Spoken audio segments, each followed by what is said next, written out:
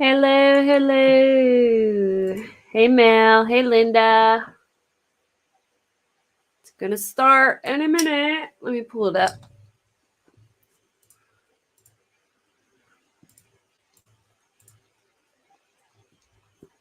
Oh, I'm nervous. I really hope they do a good job in closing statements, like pointing out, like, okay, the timeline is so tight. And on top of that, the guns are missing. The clothes are missing.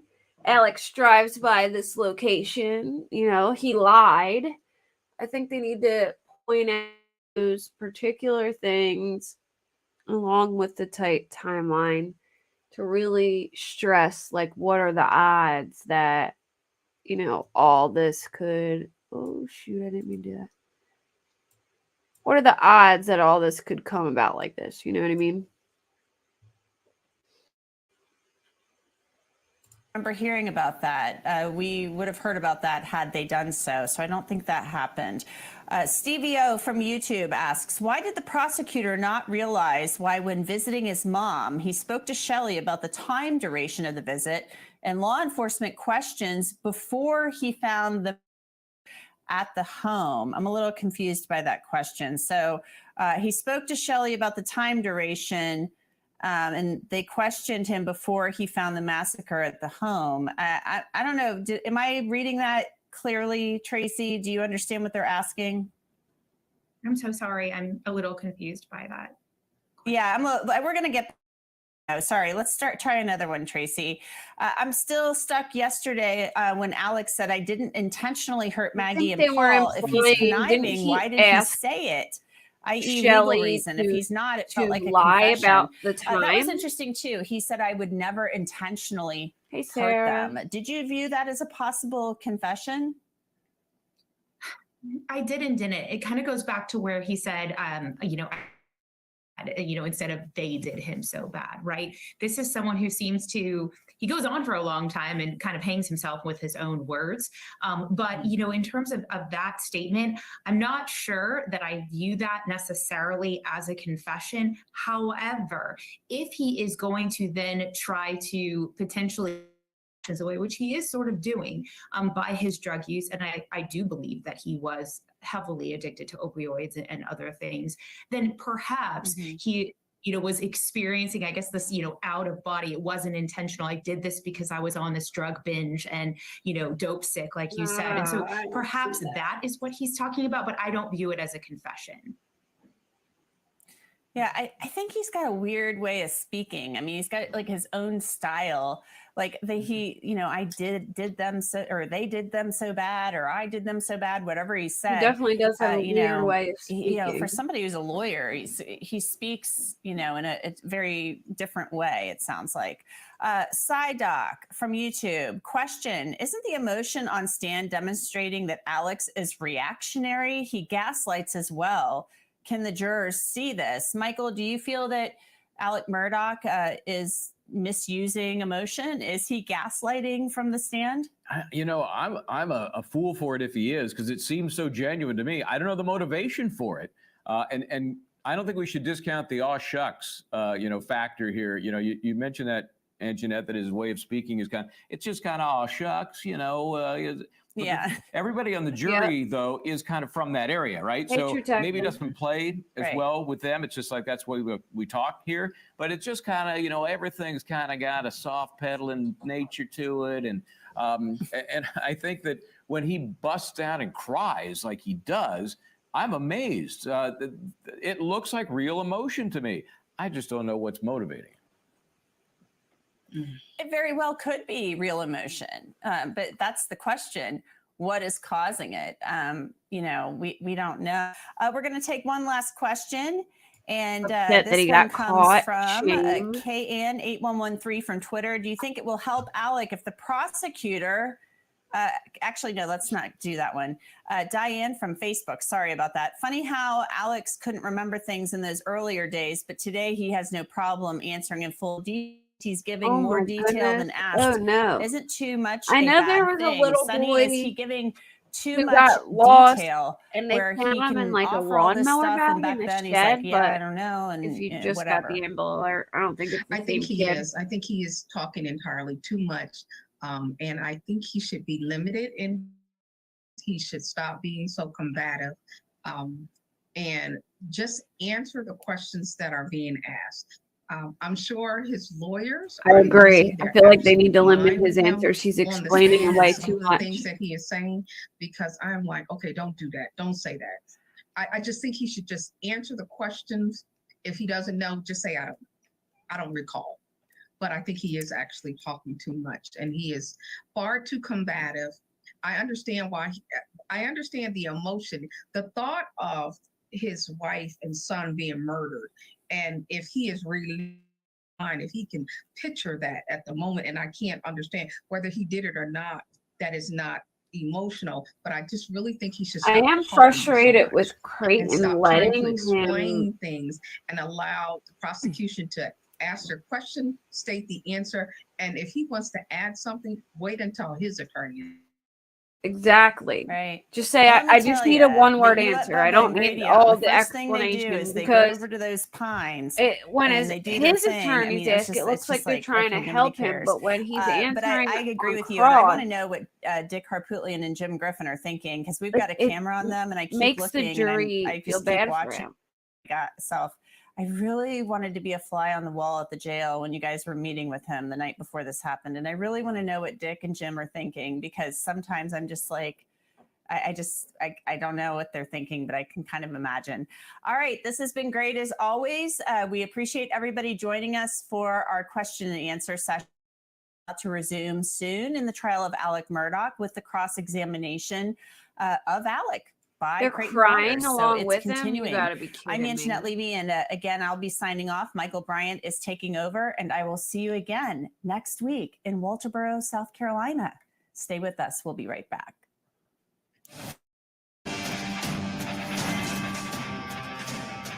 That's so disappointing to hear.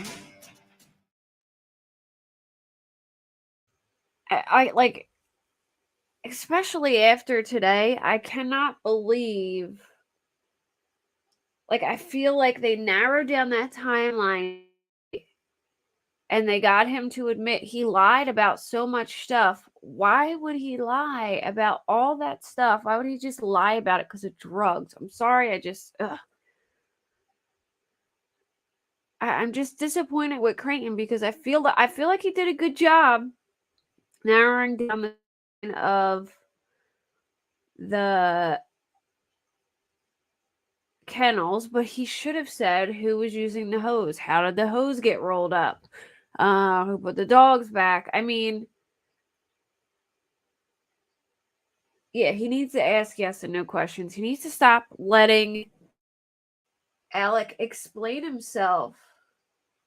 Like, stop letting him over-explain and make people feel bad. You need to just let him do that with his own attorneys, because it makes, when he's doing it with his own attorneys, it makes it look like they're trying to get something rather than him explaining it away. Like, Creighton is just doing a bad job letting him talk too much, and it's very, very annoying.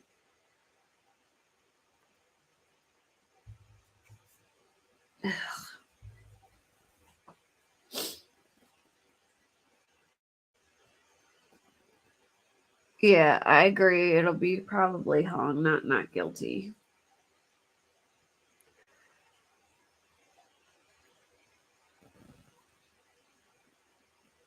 It's so damn disappointing, though.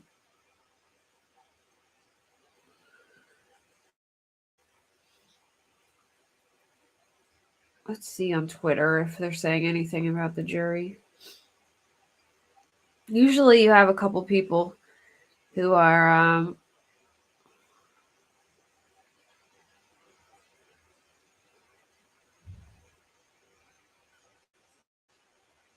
watching the jury on Twitter.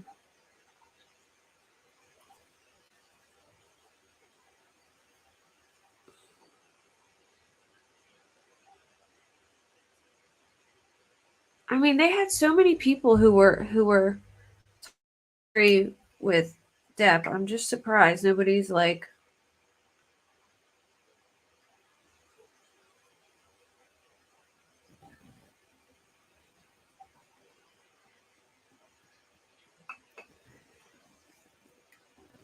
what is taking so long? Wasn't it supposed to come back at 2? Yeah, hung is better than not guilty, though, for sure, because they got to retry it. Yeah.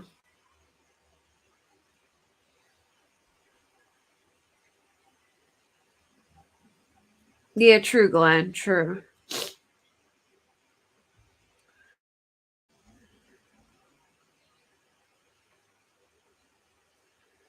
I know what I feel like that's Alex's strategy, though, is like take a really long time to answer.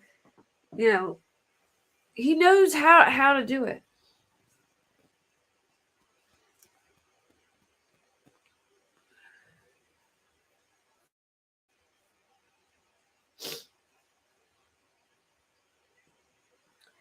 I'm looking on Twitter to see if I can. A lawyer wants a jury now.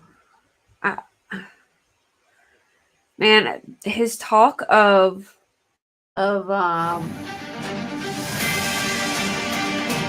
his drug problem, that shouldn't have went on as long as it did. Everybody, Michael Black.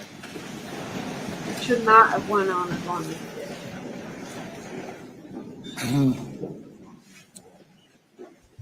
Because there's Mr. Griffin, always you wanted somebody to put who something on has. the record? Yes, Your Honor. Thank you.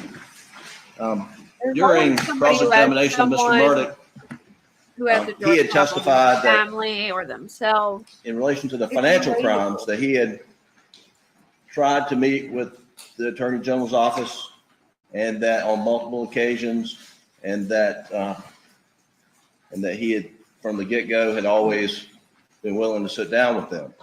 He was specifically talking about the financial investigation and the charges which he received as a result of those investigations. Jennifer Coffindaffer's reporting too. Following up to that question, and that answer, crying during Mr. Alex Murdaugh's testimony. Waters then went to Mr. Murdaugh's testimony and the information he provided about being down at the kennel, and he said you had never provided that information to law enforcement, and until today or yesterday.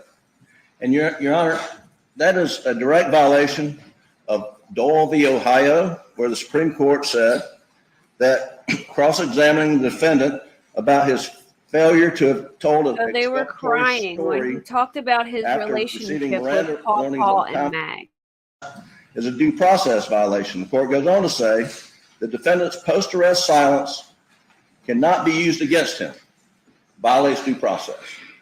And that's exactly what happened on cross-examination. So I want to make clear the grounds for objection. Also would like to move to strike the question, strike the answer, and get a curative jury instruction that they are not in failure of the defendant to come forward with exculpatory information after his arrest relating to the murder charge. Thank you.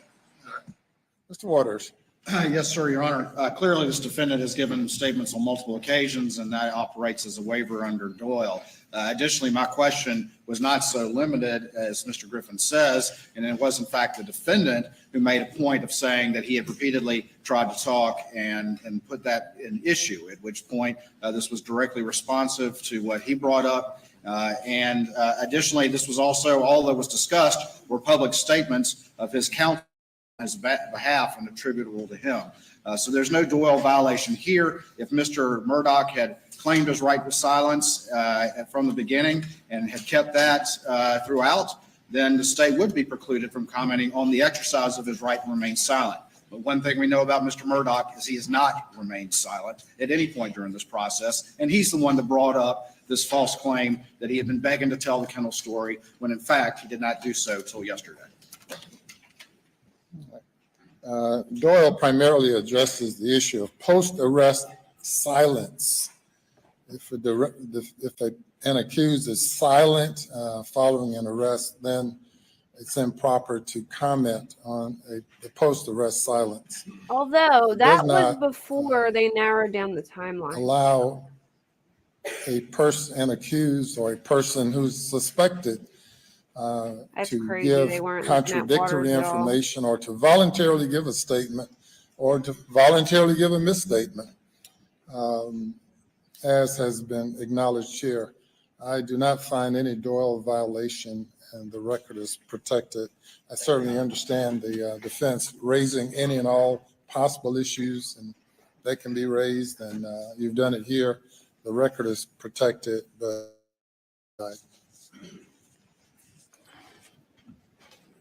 let's bring the jury.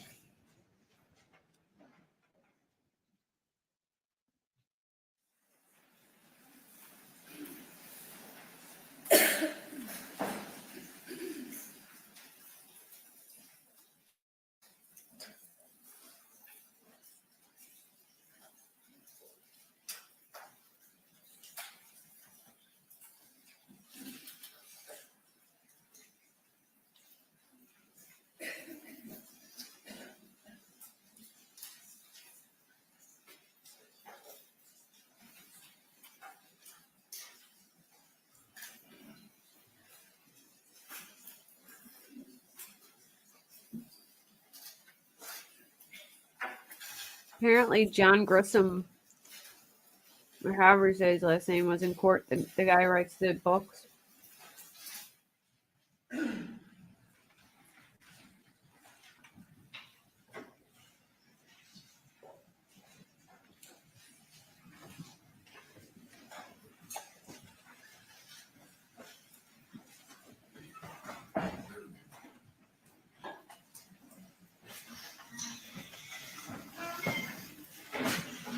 Jury is present, sir. Very good. You may proceed. May it please the court, Your Honor. Yes, sir. Mr. Murdaugh, get that mic up a little bit, please. Excuse me. Thank you.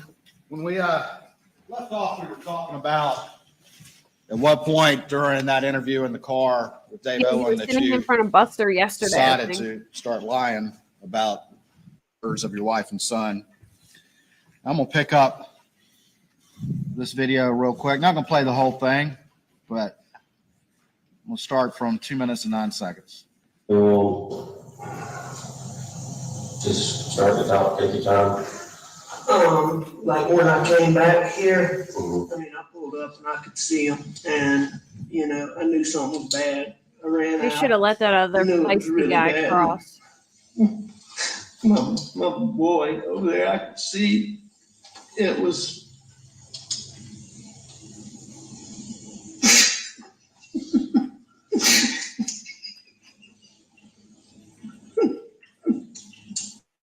It wasn't Mr. Murdaugh. It was Bubba. Duh.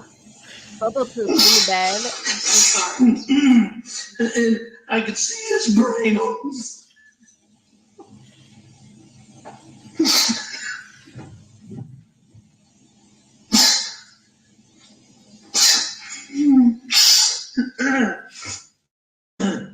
And I ran over to Maggie and Actually, I think I tried to turn Paul over first.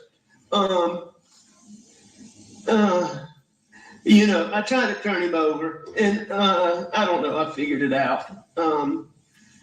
His cell phone popped out of his pocket. I started to try to do something with it, thinking maybe, but then I put it back down really quickly.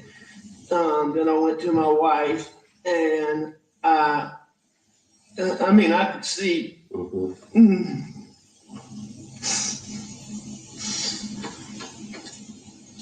Did you touch Maggie at all? I did. I touched them both. Okay. I tried to do it as limited as possible, but I tried to take their pulse on both of them. I'm shocked And, people actually feel sympathetic I for called this man 911. after what he did to so many. Pretty much right away. And there's people who she was very good. Inadvertently lost their lives because of him. I And talked he to took her. advantage of people. I told her I was going to get off the phone to call some family members. I don't know. I just have a hard I time did that. feeling bad for this guy at all, even if he did. Family Try and members, delete I called my that brother video, Randy. Linda.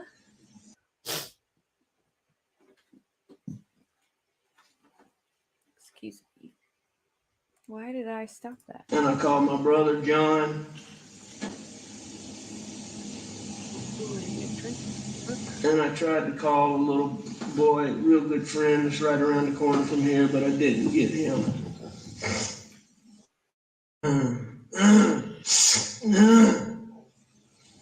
What all was around I just have a hard time with that. I just have a hard time having anything else? sympathy for him at all. There was some body things, yes, sir. Like any other evidence? I know you said the phone fell out of the pocket, but did you see anything else that didn't belong or shouldn't belong or that wasn't part of Paul? No, sir, not. No, sir. How about Maggie? No, sir. You didn't see anything around them? He said, huh? What made you come out here tonight? I went to, my mom's a late stage Alzheimer's patient. My dad's in the hospital. My mom gets anxious when she does. I went to check on them and Maggie. Maggie's a dog lover. She fools with the dogs. And I knew she'd gone to the kennel. I was at the house.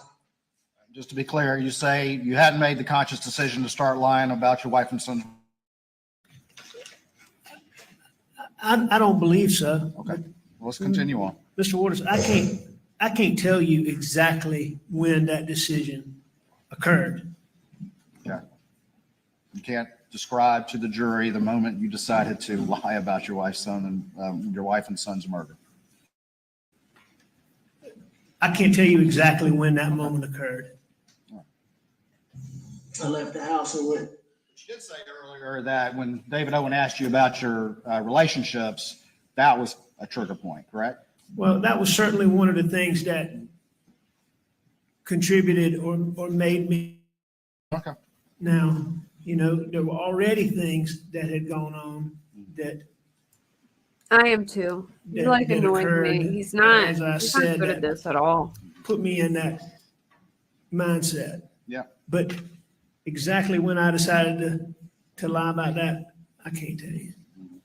So the things again you talked about, your dope paranoia, and just when you think he's got a good trap going on, he falls and short. you talked about the advice of your law partners and Sheriff Hill and Greg Alexander, and then you talked about your distrust of SLED somehow from the circumstances and demeanor of this interview right here, correct? No, my distrust from SLED didn't arise from this interview.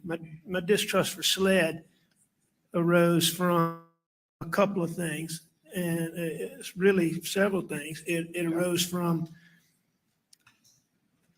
the way they had been involved SLED had been involved in the investigation into Paul's criminal charges, and they had been involved in there was an issue that had gone on with some rumors about Buster and Paul. They had been involved in that where, you know, Buster nor Paul had anything to do with what I'm talking about. And never said that, even though they told their lawyer that. They never say that. And there had been another incident where SLED had charged Greg Alexander, my friend in this case. They charged him. And in fact, I thought the agent that was involved in that was David Owen. The charges against Greg Alexander were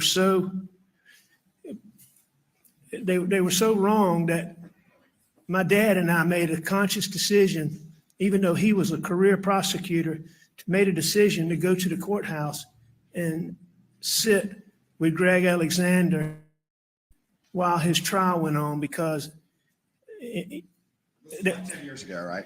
it was a while back, Yeah. you know? But You don't know if Dave Owen was at SLED 10 years ago. no, I checked on that, because that night, the officer who was involved in that case in bringing clearly manufactured charges against Greg Alexander. You're saying the night before you sat down for this interview, you were asking somebody about whether or not something about Greg Alexander 10 years ago in the wake of what had occurred? Well- Oh, no, I didn't ask anybody. Okay, so that They wasn't. have two more alternate jurors. No, I wasn't discussing that. I'm just telling you that I thought David Owen was the same agent that was involved in that case. Now, I learned later, because I learned later that it was a different David, SLED agent, first name David with a different last name. I learned that later. I'm just saying that was all part of that process going on in my mind. So you're saying that you're sitting here right now thinking that this Dave Owen and this circumstances and demeanor of this interview, you're thinking that guy had been involved in the prosecution or investigation of your friend 10 years ago. I did. Okay, so here's a new one you just mentioned to us, correct? That's not a new one. That's part I of, mean, the circumstances are new. I mean, No, that's fairly no. specific, don't you think? well, no, sir. I mean, the story keeps evolving. Keep going. Keep No, going. you asked me about this, Mr. Owen. What I said is part of this whole, Mr. Waters, part of this whole process involved my distrust for SLED. It's a big part of my distrust for SLED. Yeah, we can all see it on your face in this interview, can't we? I don't know.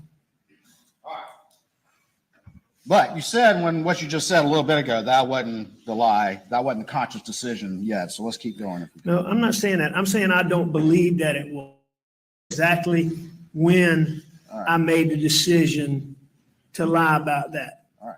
All right? Well, if you see it, let me know, okay? We'll go forward. To my mom's for just a little while. Tried to call her when I left, texted her, no response.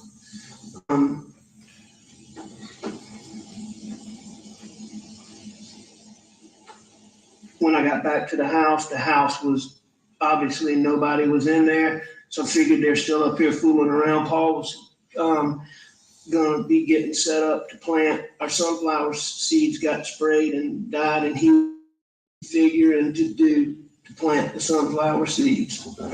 So I came back up here and drove up and saw and called.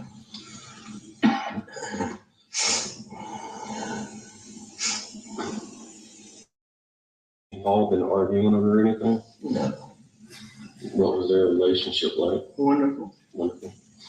How about yours and Maggie's? wonderful. I mean, I'm sure we had little things here and there, but we had a wonderful marriage, wonderful relationship, And yours and Paul's relationship? as good as it could. How old was Paul? 22. Okay. So that was the moment, right there, that line of questioning, just asking some very general questions about your relationship. You mentioned that before, didn't you, Mr. Murdaugh? Is that the moment right there? Is that the lie about an important fact in your wife and son's murder? I don't know, as I said, Mr. Waters, I don't know the exact point that I made that decision. Specifically earlier mentioned that very exchange is How somehow long is he gonna triggering dwell on to this? lie Like, Creighton dwells on these about the things last for time you so saw them long. lie. He doesn't know No, when he I'm not made the saying- decision. That's what made me lie. I'm saying this whole set of Hey, circumstances James. Hey, caused me to Nathan. be in a state where I had Getting very paranoid frustrated thoughts. with Creighton Waters. That normally, Mr. Waters, I could take a deep breath and make go away a second or 2 seconds or 3 seconds at the most. And on this night, I wasn't able to do that.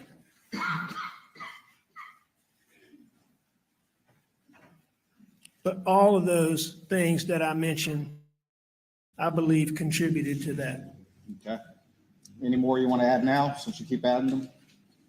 I'd be glad to answer any question you have. Well, I mean, I'm asking you. I mean, the factors have gone from yesterday to today, and now even after lunch, we got some new ones. So anything else you want to add right now as to factors? Mr. Waters, I don't believe that I've added any new factors. I believe that's what I said yesterday.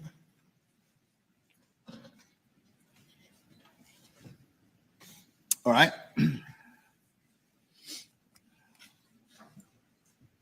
Creighton needs to move on. I've explained some of those factors because of your questions, but I don't believe I've added any factors. Okay. All right, let me move this forward just a little bit. Okay, so most of this was stuff from a couple of them, but not.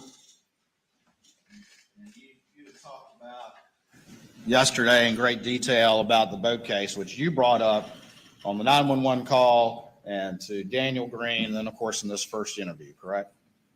I did mention the boat wreck. All right, and you described that. Do you remember what you said in this interview about the boat wreck? Not About specifically. specifically the other people involved in the boat wreck? You don't remember specifically? Do you remember specifically? I guess you said no. I remember talking about Right the boat now? wreck. And I know that I talked about the boat wreck. All right. Well, I'm going to play now from 1714. Any direct threats between any of the people on the boat specifically, but I do think there's been a small amount of yip yap between a couple of them, but not recently. Okay. What was the term you used for that? A small amount of yip yap? Yeah, and just to be clear, Mr. Waters, there was never, ever a comes point up- in he has time so many where I thought weird that the people sayings, I that feel were like. involved Alex. in the boat wreck did this to Paw and Maggie. Okay. I've never thought that. All right. I never thought that, but it's literally one of the first things that you said out of the 911 call.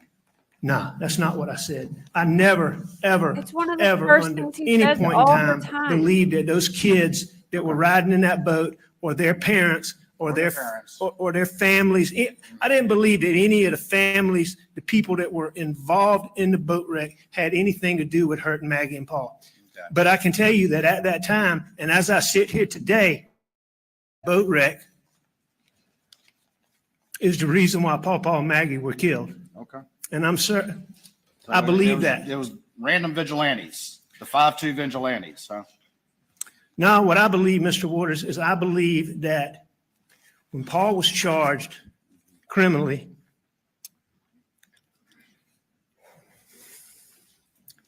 there were so many leaks, half-truths, Oh, I can't half see the reports, lip smacking. half statements, partial information, misrepresentations of Paul that ended up in the media all the time. And when I tell you the social media response that came from that, If he won't stop vile. licking his things that were said about what they would do to Paul, they were so over the top that nobody would believe anybody would get on social media and do that. But I believe then, and I believe today, that the wrong person saw and read that. Okay. Because I can tell you for a fact that the person or people who did what I saw on June the 7th, they hated Oh, thank Paul you for Murdaugh, giving a membership, Mom. and they had Thank you. anger in their heart. And that is the only reason that somebody could be mad at Paul like that and hate him like that. Gotcha. All right, so we've got now. But that's why I did then believe it was the boat wreck, and I believe now. Why is Right, so we've got something to letting do with it. him All right, so we've got explain random this vigilantes because of the stuff? boat wreck. Yes. Now, I don't or know that they're random no. vigilantes. Well, you just said it wasn't the family or the kid, or No. the kids or the family of the other kids in the boat, right? But So you're saying it's somebody off of social media, and you don't have any evidence of that, do you? not You to- just believe that. You're just telling that jury that as you try to explain the lie that you told for the first time yesterday. Isn't that right? No, sir, that's not right. It's not You're right. allowing him to explain. All right. it Well, let me to ask you a the question then. So what you're telling this jury is that it's a random vigilante, That's the your term. 12-year-old that just happened to know that Paul and Maggie were both at Moselle on June 7th, that knew that they would be at the kennels alone on June the 7th, that knew that you would not be there, but only between the times of 8:49 and 9:02. True. That they show up without a weapon, assuming that they're going to find weapons and ammunition there, that they commit this crime during that short time window, and then they travel the same exact route that you do around Fact. the same time to Alameda. Finally. That's what you're trying Get it. to tell this jury? You got a lot of factors in there, Mr. Waters, all of which I do not agree with, but some of which I do.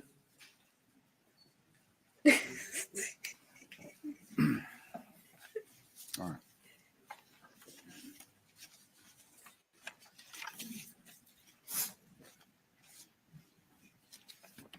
That's what we need to see this whole time.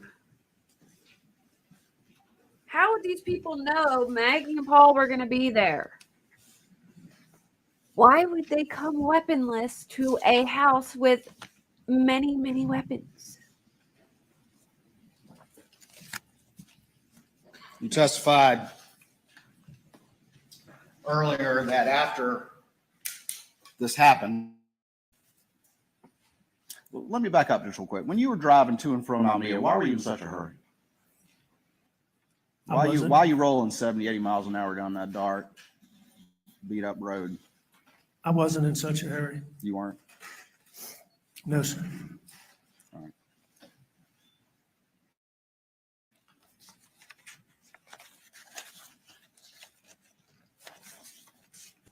I got to see what that road looks like, but 70 is pretty fast if it's like not a highway. But if it is a highway, then I could see it.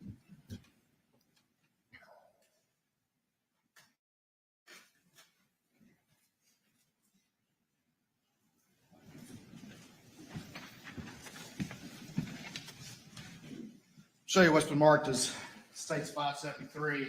See if you recognize this. I do.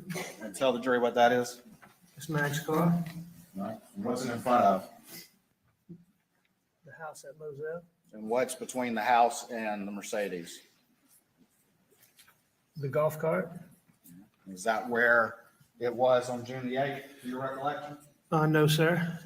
Where was it left? I mean, it was near there, but that's not exactly where it was. No, sir. Okay, where was it? Where we would normally park it would be a little bit closer to the sheds. I mean, a little bit closer to the house, to the bushes. All right, But when was that photograph taken? well, do you You recognize don't when it was show, taken? okay.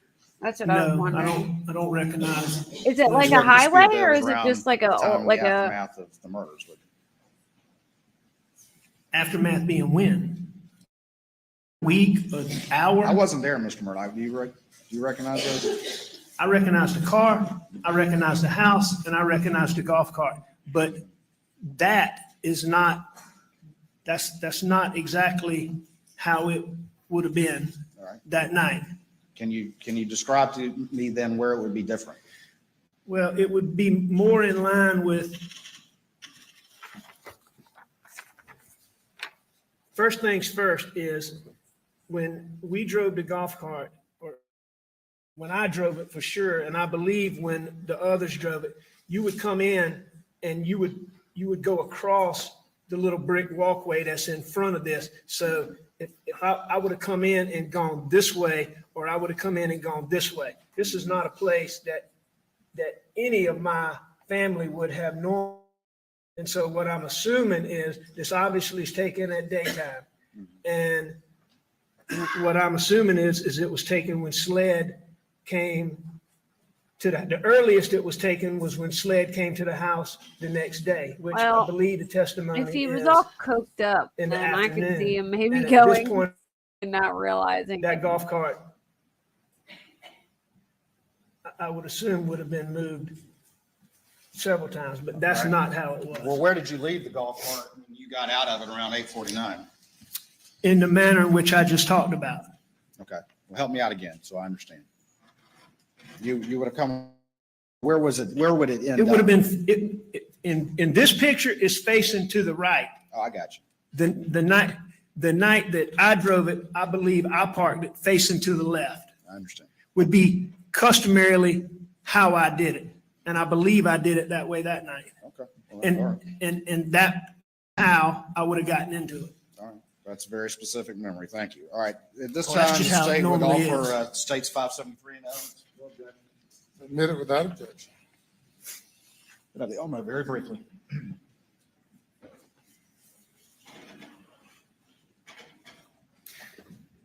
And see, Mr. Waters, you see in the picture now that you bring this up on screen, if you look to the right, you can see the actual steps. And just to the left of that would be where the little brick patio starts. So where I would normally park it, you would roll across those bricks and the end of the golf cart would be just past those. And we all normally parked it that way because the way you charge this golf cart is if you see that back seat that's sitting, you can see the edge. This is a 3-seat golf cart and you can see the back seat. And a lot of golf carts have the charger. The golf cart had on, sorry. Sits on the floor or something. Golf cart has a charger that's plugged in and a part of the golf cart. I would have So loved you to flip see that seat where up all the and it places plugs that in. sucker went that and night. the outlets are right up there by the door. Okay. Anything else you want to say about that? I'm going to answer any questions you have, Mr. Waters. No. Well, I appreciate all that information. He sounds very confident right now. What is going on? Sustained. All right. It's just never parked that way He's definitely a control freak. by the family.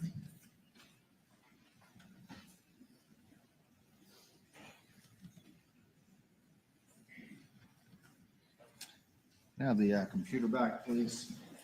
That's up.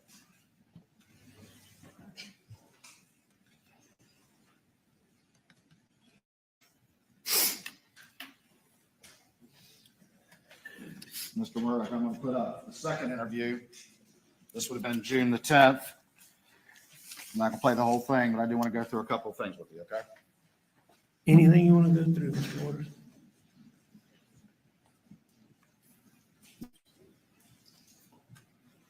Oh yeah, he definitely knows what he's doing. He's trying to answer the question. He's trying to, instead of giving short answers, give long-winded, sad answers. He knows what he's doing.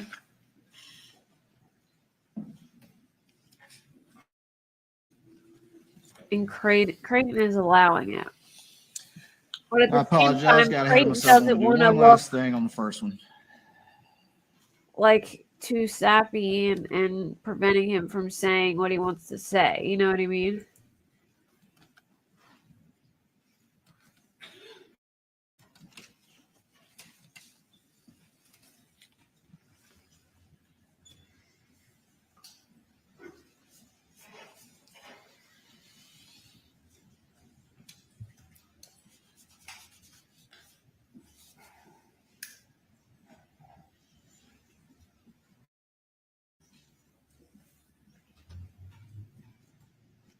For the record, I'm going to start. I forget the guy's name. I'm going to start it at 23:55. This is the first interview. Annie's been having trouble with her she's been having trouble with her stomach and her tooth. I'm not positive. It was sort of a routine visit, and I can't remember. She told me the name of him, and I can't. I want to say Gordine is who I think she saw.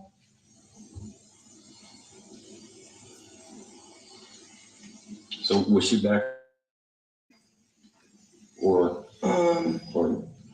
6 o'clock, 7 o'clock? Crying right now? There's I nothing to don't cry think she about right got back now. quite that early. I think she got back a little bit later than that. Okay.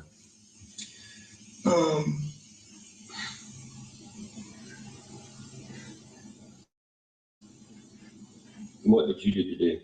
Were you in the office or? No, I was home. I came home. Paul and I messed around. I was up at the house. I laid down, took a nap on the couch, probably, I don't know, 25, 30 minutes. I got up, I called Maggie, didn't get an answer. And to my mom's, she had said she might ride with me, but she normally doesn't when I go over there. And I think I texted her. There, when you repeated the lie that you decided? Was that the moment that I Was that the decided moment you that? decided to lie to mean old Dave Owen? I don't know. As I told you, Mr. Waters, the exact moment that I decided to lie, but at that point in time, But you did lie obviously, there, correct? I did.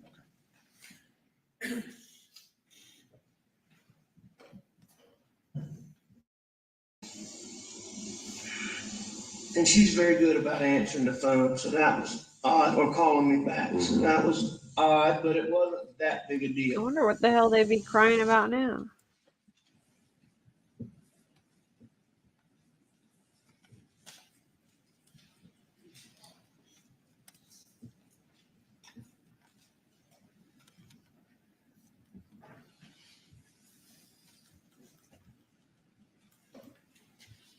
All right, I'm gonna go to the second interview.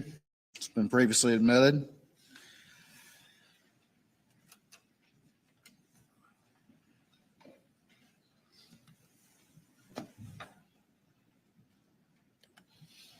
Let me ask you this before we started. You stated earlier during your direct testimony that after these crimes happened, you were around family, family was around you, your law partners were around you pretty much every minute after that, correct? Every waking minute. Didn't you say that yesterday? Yes, they were for a long time. All right. And this second interview was 3 days later, is that right? And in no time with any of your close friends and law partners and family, do you confess the truth? Do you? No, I did not. Do you say, hey, man, I think I messed up. What should I do about this? No, I didn't. You're not telling that lie to anyone, are you? Until yesterday. Excuse.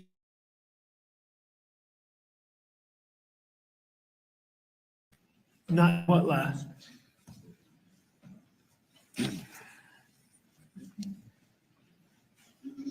Saying I tried to tell somebody that I was lying?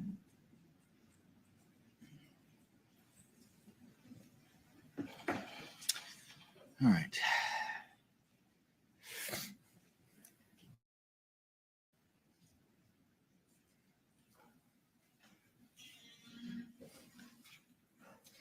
Hang up. So is that.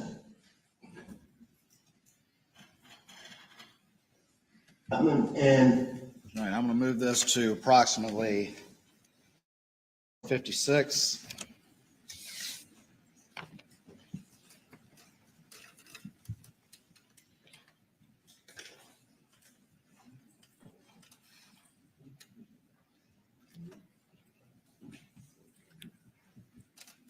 went to go to the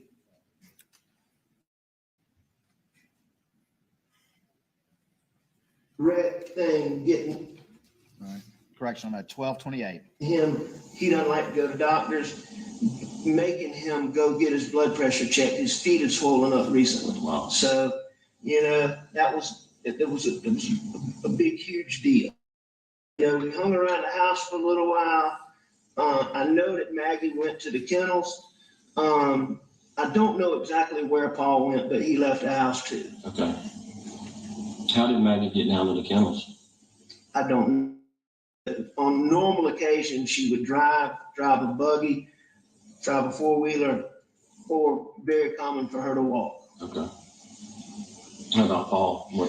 Paul wasn't much of a walker, but he would use all of the others. Okay. But it could be anyway, Okay. I don't know exactly. I wish I could help you with that. So they left and went down to the kennels.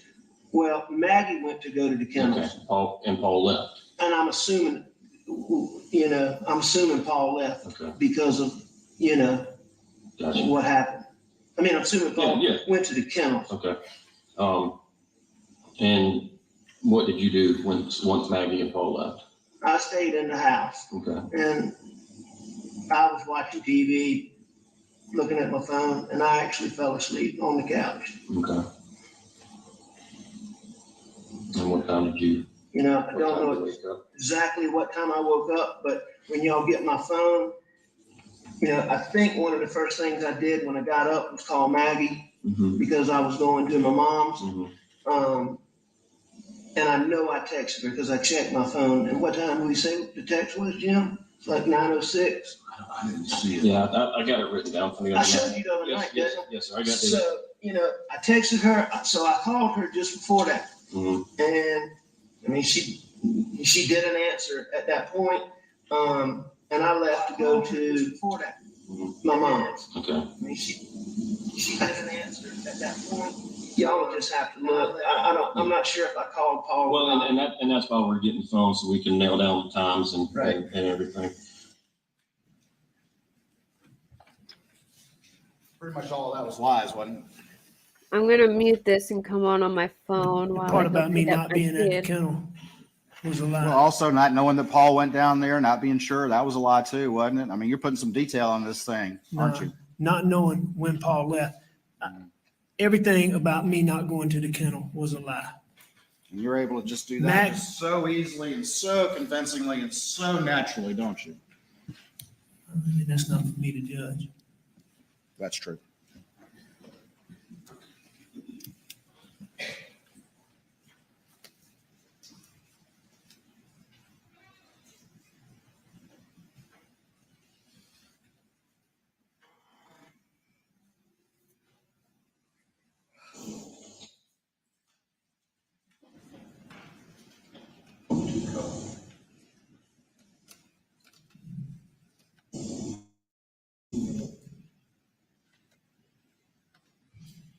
It's an odd story. I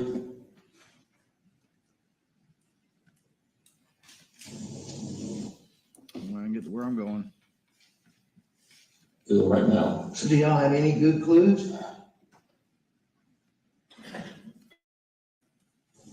So we're trying to put a rush on that to get an answer quick, and hoping that's going to tell us something. By evidence, is it things you think are going to be helpful? Well, like the shot shells out there, the casings, the DNA swab, door handle to see if anybody touched the door handles, any other places that we think somebody may have touched while they were out there. We're trying to collect DNA from that and analyze that. Which at the conclusion of this, what I'm going to also ask is that we get a buccal swab, the DNA swab from you. No Your DNA is going to be there, but we need to eliminate it once it's developed. We don't need that unknown when it actually is a family member. No problem. We have talked to close to 100 people trying to track people down, and we're still tracking people down. And that's why, who Paul was with. I want to tell you one thing while I'm thinking about it. Yeah. Paul was really an incredibly intuitive little dude. Mm-hmm. And I mean, he was like a little detective, and He was like a little detective. Is that what you said? And that's what I said. And he was very intuitive, like I said. And that was what Marion described as Maggie's term for how he was and keeping tabs on your pill usage. Wasn't that correct? That was what Maggie said about him. For some reason, you decided to bring that up in this interview, didn't you? I mean, that was a trait of Paul's personality. I mean, I think anybody who knew him would tell you how intuitive he was.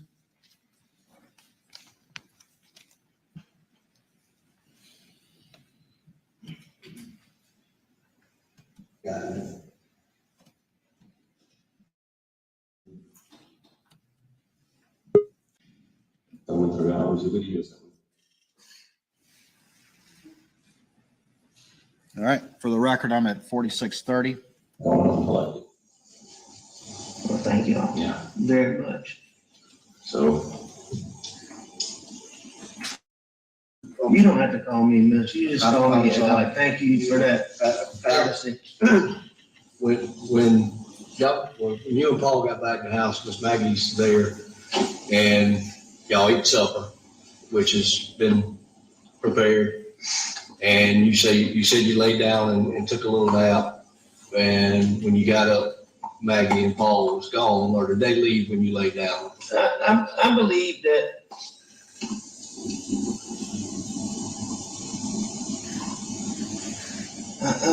I'm not sure.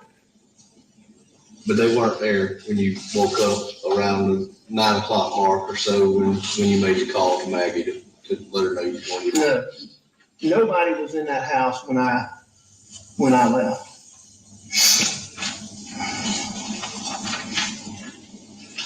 So, and just trying to narrow down, the last time that you saw Paul and Maggie is when y'all were eating supper. Yes, sir. Something. Your answer was yes, sir. Is that correct? That's correct.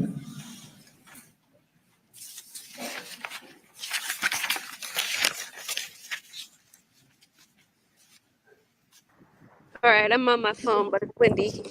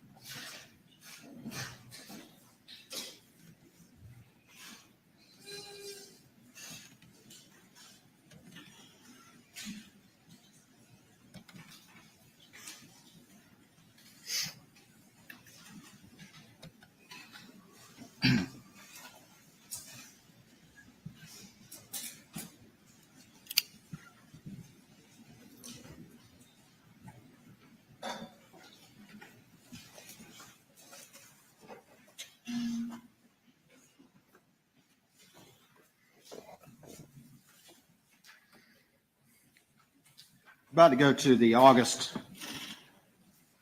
2021 interview, but between that June 10th interview and the August interview,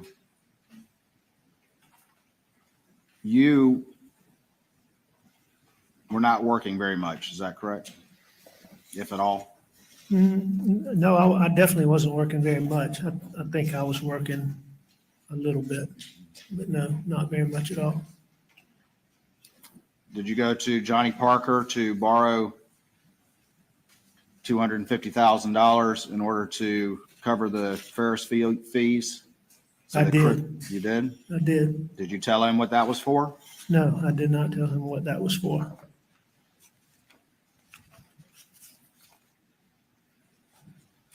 Did you go to Russell Lafitte at Palmetto State Bank and get $350,000 in order Thank you, Mark. to cover some of the Ferris fees that you had taken to send to Chris Linda Wilson? said, "Woo, you're so good at that game." Did you get those fees before you signed any paperwork or documentation? I've heard testimony about that in this case, but I can't tell you the specifics of that. Okay. You don't recall that? Do I recall when I signed paperwork? No, sir. You don't recall that you got the money a month before you had to sign any paperwork? No, sir, I don't recall that. Call your phone being in the console. But I'm not disputing that, but I don't recall it. Did you go to your best friend, Chris Wilson, and convince him to cover $192,000, the remaining $190,000, in order for him to send that email to your law firm as if those fees had been there all along? I spoke to Chris Wilson and did not have the full amount of the fees.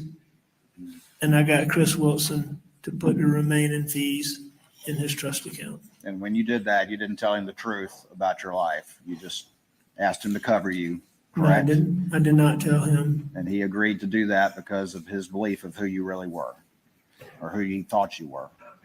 He agreed to do that for whatever reasons. I assume that was a big part of it. And once that $600,000 was transferred, Chris Wilson sent an email to you saying those fees had been there, were in his trust account, correct? That is correct. And then you forwarded that email to Lee Cope and Jeannie Seconder, correct? I know I forwarded it to Jeannie, and I've heard that testimony about forwarding it to Lee Cope, so I believe that's correct.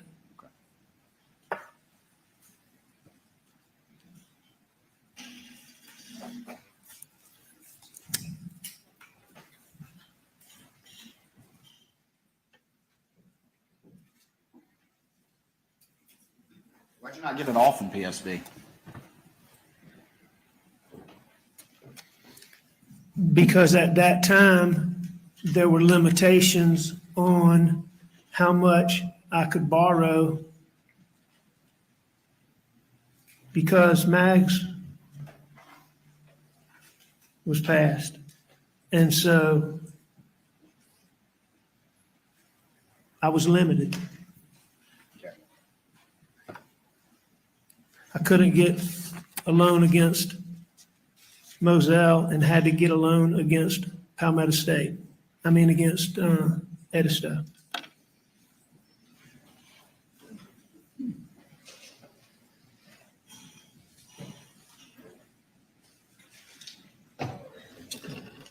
Going to the third interview.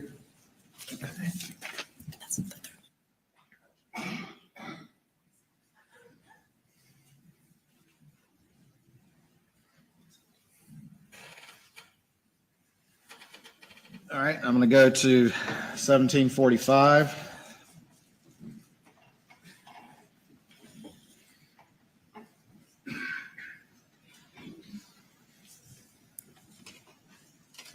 Oh yeah, he's gonna do a long ass time for those financial crimes. He'll be dead before he gets out. But still, I think it's for, justice in the, well, I don't know. Technical difficulties. I guess for Maggie's family, if they believe he did it, but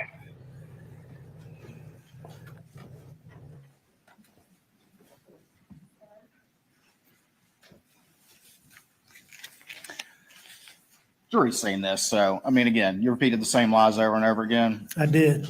effortlessly and convincingly.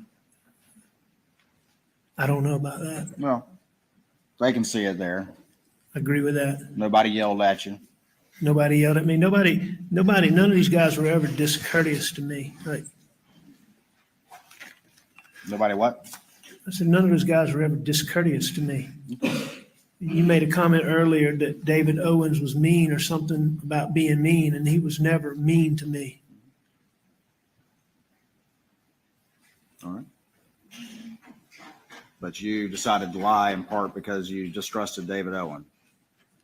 I distrusted SLED in general, and I particularly distrusted who I thought was David Owen at the time. Okay. Who turned out not to be David Owen. So wait a minute, I want to be That's clear. a good You're saying point. now you It was- thought that this was some David Owen that had something to do with Sorry, Greg they're Alexander loud. 10 years ago. No, sir. And I'm not saying that now. I said that all along.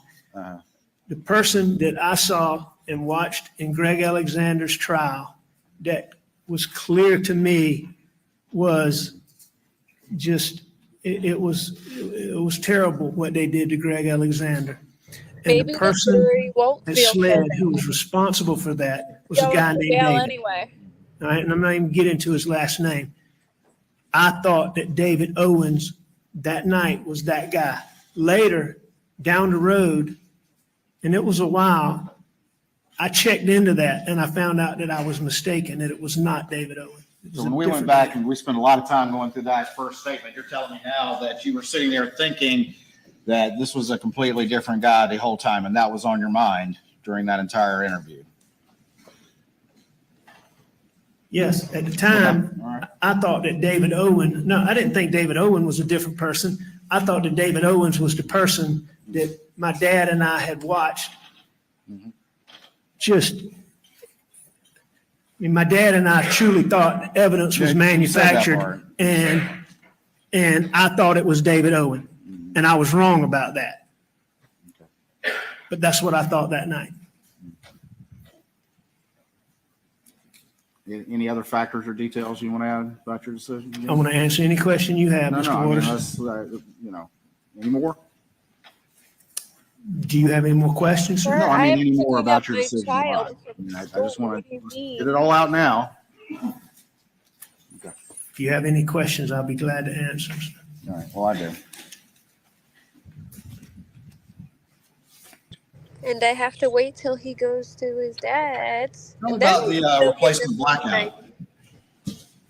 You initially Before told he law leaves. enforcement that you weren't sure whether or not there was one, correct? Correct? Oh, no, sir, you're absolutely wrong about that. What did you say then? Shortly after this, it became being told that Paul's gun had been stolen.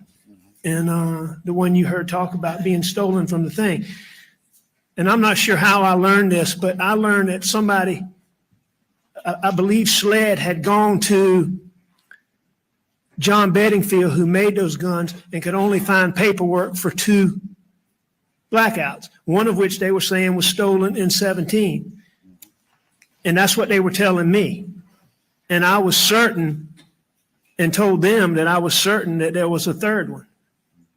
But initially, in June 8th and June 10th, or June 10th, you were saying that you thought that y'all had replaced it, and then you kind of wavered and then eventually said you did replace it, correct? I don't believe that's correct. No, You don't sir. believe that's correct?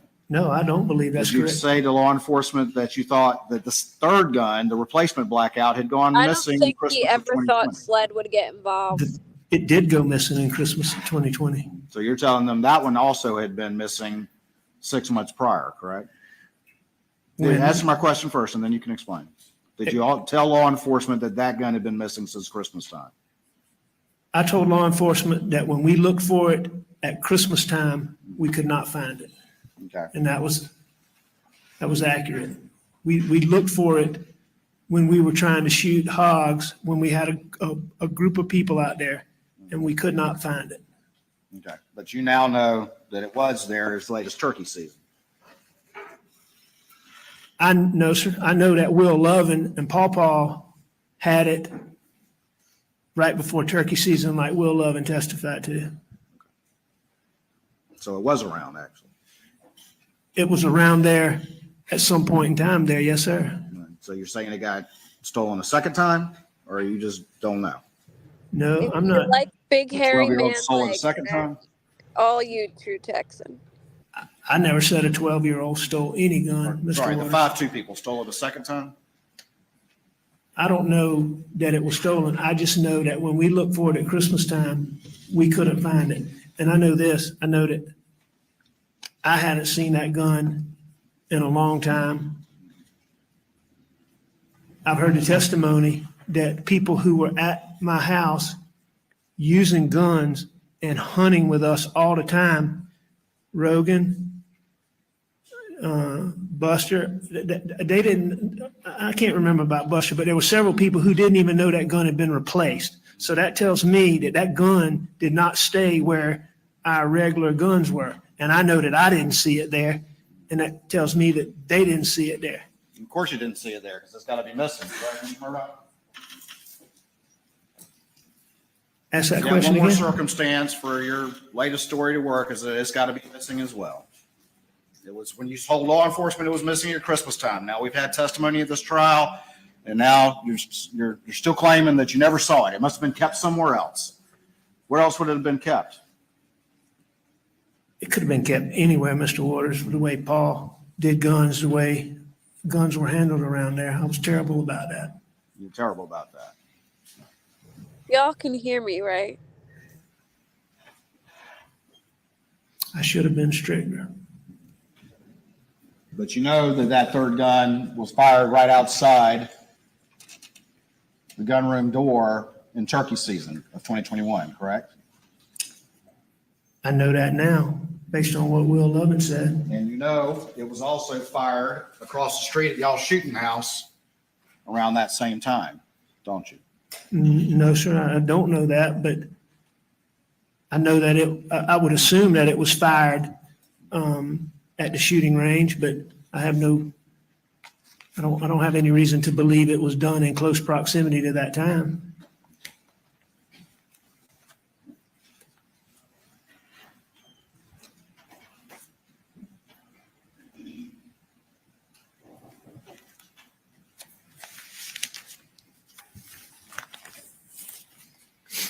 I can hear you, Linda.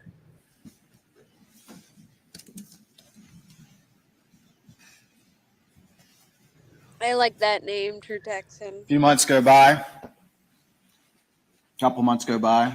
It reminds me of that song, You get 5150, confronted somebody call the po. about your thefts from the law firm, correct? September of 21. And unlike June the 7th, when Jeannie confronted you, this time they had unassailable evidence, correct? Yeah, that's correct. I mean, they had, No wiggling out of this one, correct? I didn't try to wiggle out of this one. You Well, have you've a been wiggling beautiful before, sense of humor. right? I mean, You wiggled when you stole your brother's money twice, correct? And a sense of humor.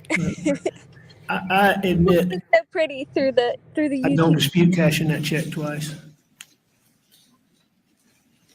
But you're going to tell this jury that you accidentally didn't realize You're bougie. That's why you need to get to work in from OnlyFans. $125,000 check, Expensive parts that you do. $121,000 check 2 times.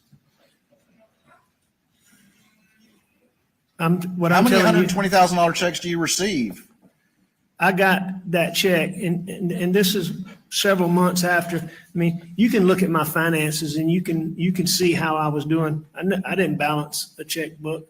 But the fact of the matter is, when I got that check, I asked about it. And I was told mistakenly that it was for me, that I had participated in that year-end thing, which I did sometimes, not often, but sometimes. Apparently, a new check got cashed. I cashed that check. Then a year later, Yeah, where did you keep that one for a year? I don't know where it was. It was obviously in my desk. But Mr. Waters, So you found it in your desk. no, I didn't find it. Well, you said it was obviously in your desk. So you remember that? You remember finding it in your desk? No, I remember when we, Did you go to finance and say, I just found this year-old check? Is this right? no, No, you took it to the bank, didn't you? no, sir, I didn't. Not allowing Mr. Murdaugh to answer the question. So when this came up, when this came up, that check got cashed. There's no way that I can have a check in our law firm with the way accounting is, and that I can cash a check twice and think that's impossible. So to cash a check that's already been checked, there's no question it's going to throw that off. What happened is we used to get a rent check, we get little checks, I'd have checks, and they pile up, the small checks. That check got mixed in and it got sent to the bank and it got deposited. Keep going. And that was a year after. Okay. But I do dispute that I stole that money. That money. All right. Well, I mean, you brought it up. So any of the other money you dispute stealing? No, sir, you brought it up. I was just telling you that that was the one I disputed. All right. And you heard Ronnie Crosby and Mark Ball testify about that, correct? I heard Ronnie and Mark testify about what they thought about it. Yes, sir. All right.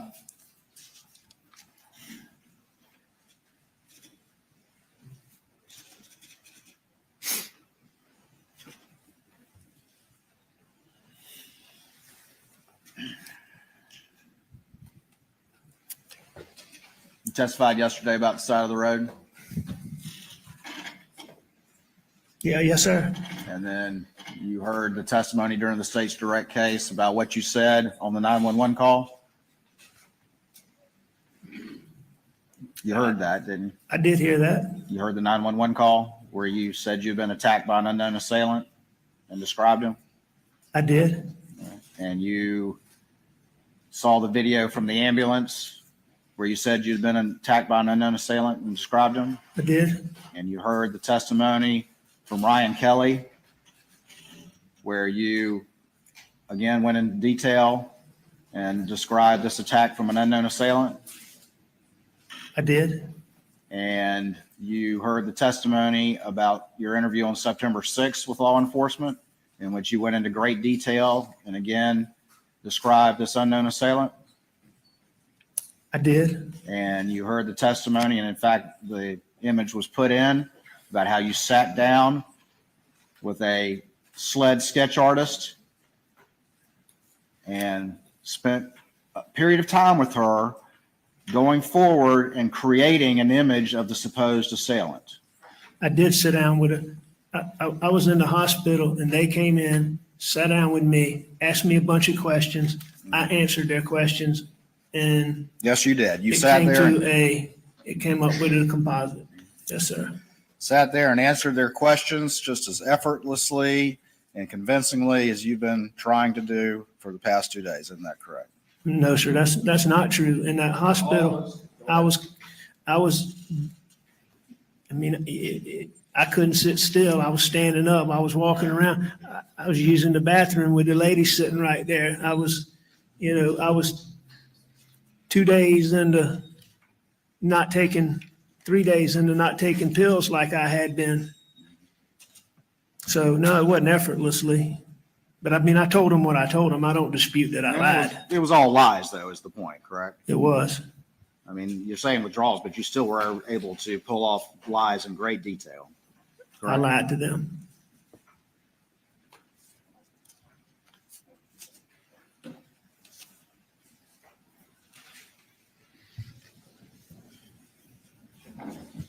And the lie that you told of an unknown assailant was to try to make people think that the quote real bad guys were back again to finish the job. Isn't that true? No, sir, that's not true. That's not the effect that you intended that story to have? Did it have that effect on people that you knew? Isn't that the exact effect that it had? I don't think there's many people that believe that. No, sir. I know the people that were, the people that were closest to me didn't believe that. So, no, When sir. accountability is at your door, Mr. Murdaugh, bad things happen. Isn't that true? When accountability is at my doorstep, Go ahead. bad things happen.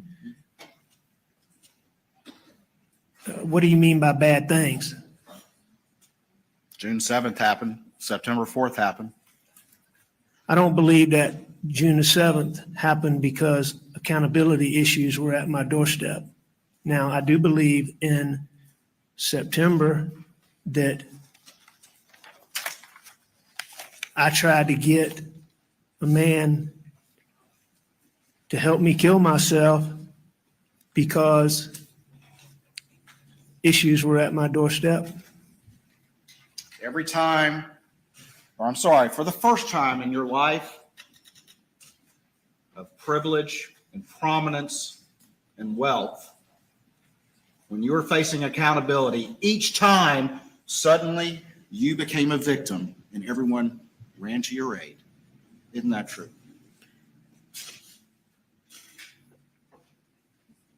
I disagree with that, but and what you're Shame for you is an extraordinary provocation. Isn't that true, Mr. Murdaugh? Hang on, let me just finish this. You seem to be implying 2 dates, June the 7th and September, and talking about accountability issues. And I mean, those, to me, those two things are totally different. There were no accountability issues on my doorstep on June the 7th. All right, I'm back. And in September, Shut up, What other people babe. I was His friend trying at to. school gave him Well, no, a I mean, Dallas Cowboys been a lot of figure, people- and he goes, "Mom, look at this toy my friend gave me." I'm like, "You better throw that out." He said, "Why?" I said, "You know, that's a in Dallas September- Cowboys figurine." He's like, "That's a Cowboys figurine?" That He goes, wasn't all right, well, I'm gonna keep designed it and use it as food for my to dinosaur. gain me sympathy. That was designed for me not to be here because I didn't want my son to have to deal with the wake of the things that I had done. But that's not the story you told. The story that came out of your mouth See, right nobody's away saying was the I. story of you getting attacked All by in some favor of unknown you assailant starting while it, you were only trying to because change a you're the tire and greedy run one. flats. Well, That's the story that you told. that is the story I told, but that's because the man who shot me did not shoot me that day as I intended. And I had to have a story as to how I got shot. So I lied. So you lied. And you're saying that people in your family and your friends didn't instantly believe that whoever these 12-year-old marauders were back to finish the job. You keep using And the it term happened just 12 2 years hours old. after you'd been confronted by Chris Wilson. I think probably some people may have thought that when it first happened, but I think like Randy, Ronnie, Mark, those guys, I think they knew very quickly that this was not, I think they knew this was something that I'd done.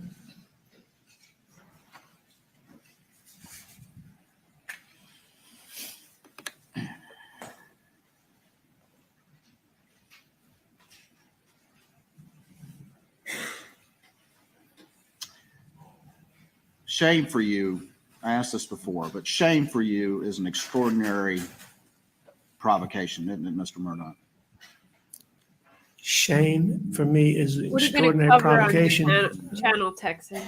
I don't like to be shamed. The prospect of humiliating the legacy is an extraordinary Music? provocation to you, isn't it, Mr. Murdaugh? What do you mean by an extraordinary provocation? It affects you deeply. It's your biggest concern, is it not? No, that's not my biggest concern.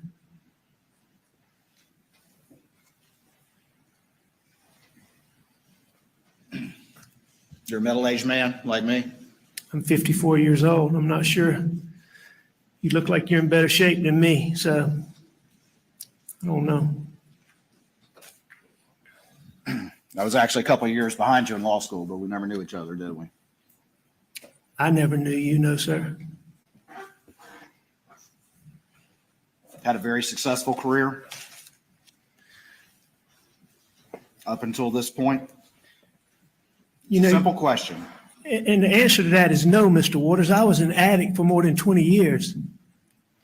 All right, so making millions of dollars over a decade is not having a successful career. Is that what you're going to tell the jury? No, that's not a successful career. When you Okay, well, let me put it no, like this. hang on. Let me just. All right, go ahead.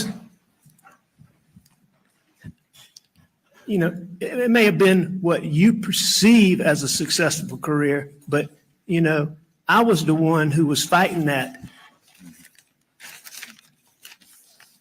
You don't have a very high self-esteem when you're an addict.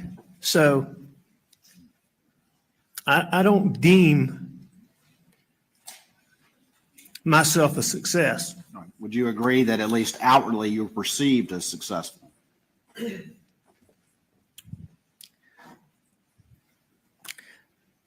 I made a bunch of money, if that's what you're wanting to get at. No, I'm actually asking about the perception. You were perceived as a prominent, I tried to powerful be. lawyer. How I was You're perceived, I president of don't the know. trial I lawyers. sure tried to be.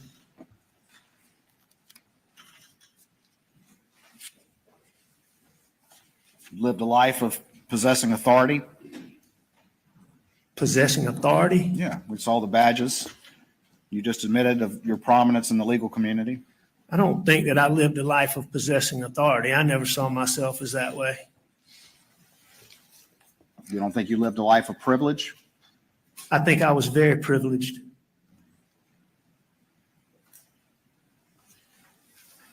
But as we move to Dude, I can't June of deal with the lip 2021, you were smacking suffering that from he drug does. addiction? It's like hurting my ears Absolutely. terribly. I hate father was terminally ill. microphone noises, and that really bothers When? me. I mean, As we move to June of 2021, no, sir. he was very ill. He was very ill. And you were coming to a point of financial crisis.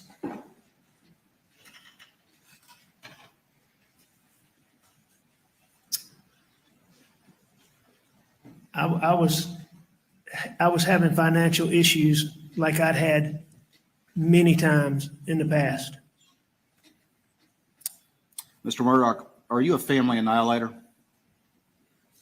A family annihilator? You mean like, did I shoot my wife and my son? Yes. No.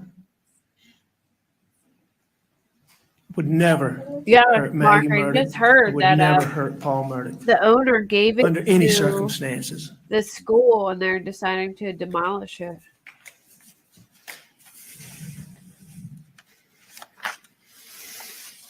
Say that.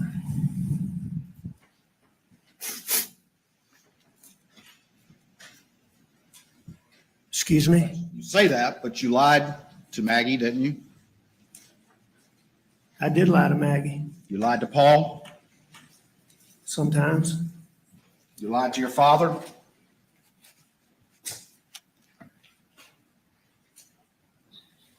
I'm sure I did at some point. Did you tell him all the stuff you'd been up to over the years before he died? No, I didn't tell him. Did you lie to your brothers? About financial things. Yes. I would have lied to Randy at some point, I'm sure. Did you lie to him about the last time you saw your wife and son alive? I did. Did you lie to their wives? I'm sure I did. Did you lie to Marion Proctor? Yes. Did you lie to Bart Proctor? Yes. Did you lie to the Brandstetters? Yes. Did you lie to your best friend, Chris Wilson? Probably. Did you lie to your other friend, Barrett Bulware, when you took his money? No, sir.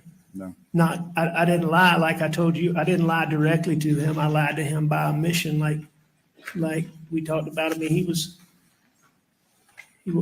I didn't talk to him. I didn't see him at that time. Did you lie to your law partners? I did. Did you lie to him about the kennels? Some of them. Did you lie to Mark Ball? Yeah, based on what Mark said, I believe I did. Did you lie to Ronnie Crosby? According to what he said, I believe I did. Did you lie to Johnny Parker? I don't believe I ever discussed that with Johnny. Did you lie to him about the finances when you borrowed that money in July of 2021?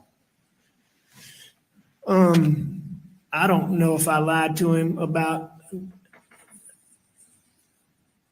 I don't think Johnny asked me. I don't think I had to lie to Johnny about that. So I don't know. Did you lie? Well, you certainly didn't disclose to him the truth when you borrowed that $250,000, did you? I did not tell him what I was going to use it for. I mean, didn't we say before that not telling the whole truth is the same as telling a lie? Sure it is. You don't think that's a lie, though? I'm just saying, Mr. Waters, I'm not taking issue with that, but I don't even know that Johnny and I I mean, Johnny had loaned me money numerous times. It wasn't any long sit-down discussion where Johnny wanted to know exactly what I was doing with it. That conversation would have been, I needed it. Johnny was always willing to help me, and that would have been the conversation. So on that specific event, did I lie to him? I don't know. Yeah, he ended up being out $477,000, didn't he? He ended up being out a lot of money. And thank you for your qualifications as to that. Did you lie to Lee Cope? I don't know. I don't know if Lee Cope was around when I said that or not. Did you lie to Danny Henderson? I did lie to Danny. Did you lie to Jeannie Seconder? I don't, about finances? Yes, I did. You didn't ever talk to her about the kennels? No, I wouldn't think so. Did you lie to Annette Griswold? I did. Did you lie to Christy Gerald, your other secretary or paralegal? I don't believe she and I discussed. I would have at some point, I'm sure. Did you lie to Michael Gunn? I'm sure I did at some point, but I mean, Michael wasn't involved in any of this, so I don't know that any of this ever came up with Michael. Did you lie to your clients? Did you lie to Pamela Pinckney? I did. Natasha Thomas? I don't know that I dealt with Natasha, but I certainly lied about that. Hakeem Pinckney? Again, I don't know that I talked to Hakeem, but I certainly lied about that. Arthur Badger? I did. The Plyler girls? I'm not sure that I talked specifically to them, but I lied about that. Dion Martin? I lied to Dion. Johnny Bush? Yes. Manuel Cristiani? I didn't have any conversations with him, but I certainly lied about it. Jamie and Risher? Yes. Randy Drawdy? Yes. Jordan Jinks? Yes. Mary Duncan? Yes. Adriana Hay? Yes. Angel Gary? All right, Texan, I'll check it out. I promise I won't say anything. Christopher Anderson? Yes. Elise Mallory? Yes. Thomas Moore? No. You never lied to him? You just took his money. You never had to actually lie to his face, is what you're saying? He and I never had a conversation, but I did take that. I did take that money. Did you lie to Tony Satterfield just a couple of months before June 7th?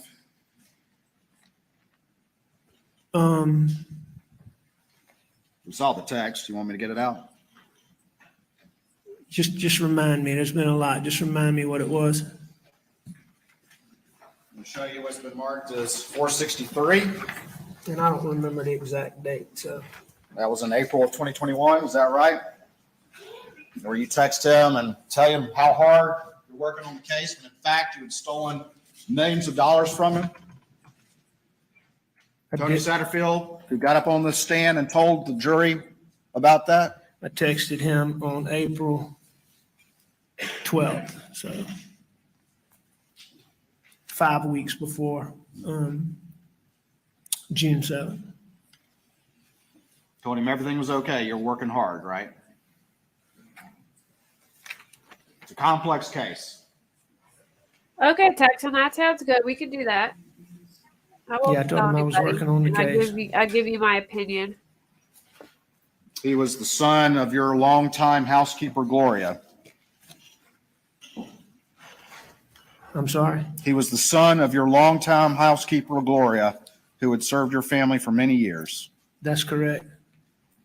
And you stole millions from those boys. I stole those funds. And he and his family had started asking questions as we moved to June 7th. Didn't that happen? No, I mean, there wasn't any rise in them asking questions. No, sir. I mean, he periodically checked in and asked me questions, but, you know, it had come out long before this, I believe in the Island packet, that there had been a settlement of $500,000. But I mean, that had been months and months, if I'm not mistaken.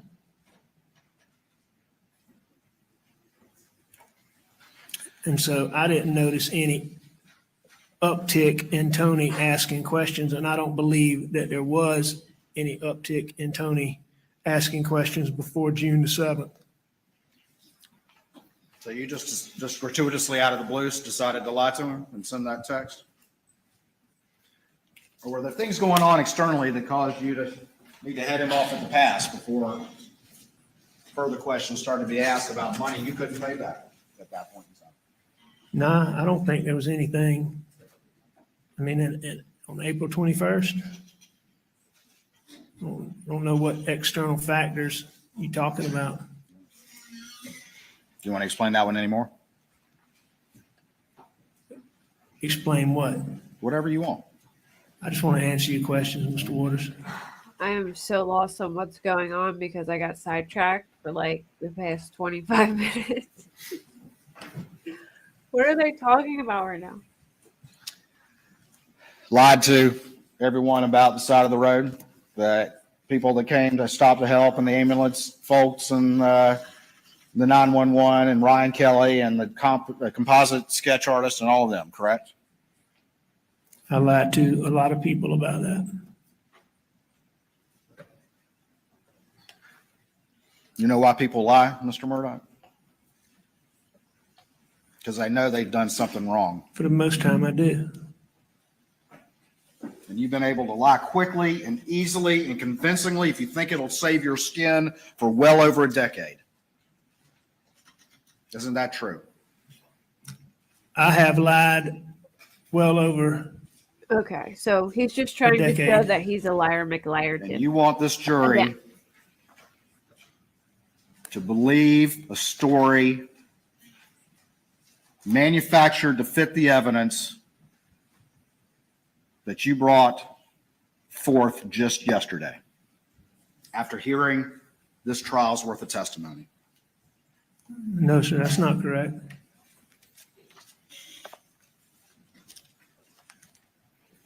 Mr. Murdaugh, we went through this for a while, but you remember at the beginning of your testimony, I asked you whether or not you agreed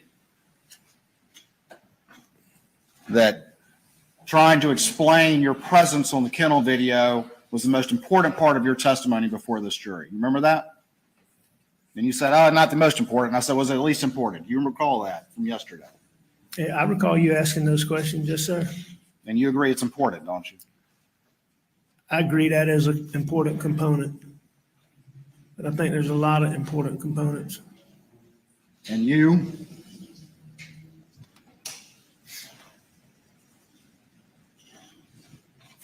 testified yesterday. Thank you, Mark. During cross yesterday and cross today. Welcome, Nathan. Kind of evolved on the fact of the factors that led you game, isn't he, Linda? to decide to lie at some point during that interview with David Owen, correct?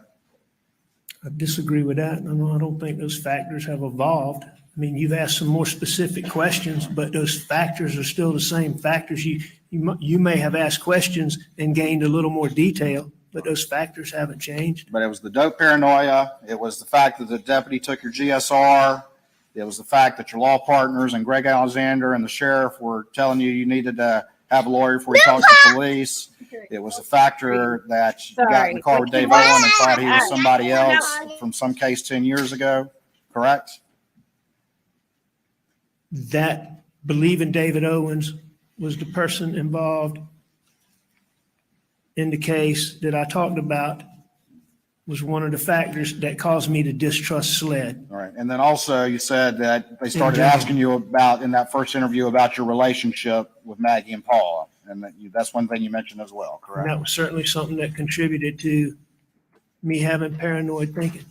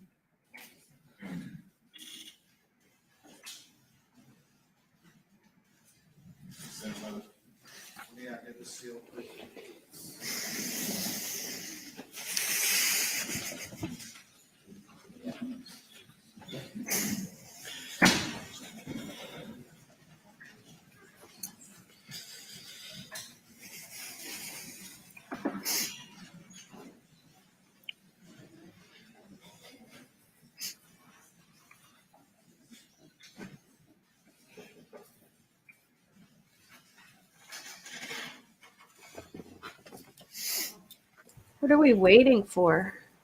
What just happened? Are we good?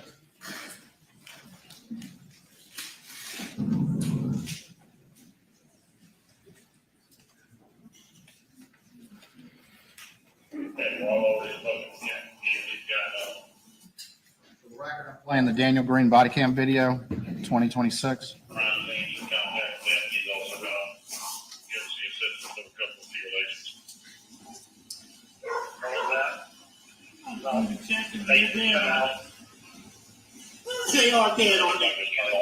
Yes, sir. That's what it looks like. He really does want to be a YouTuber, but I told him he's too young.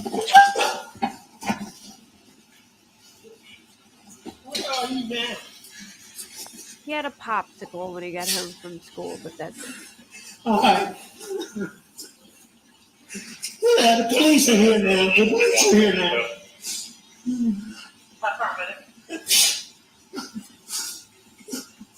That's my brother. Okay. When was the last time you were here with them, or talked to them, or anything like that?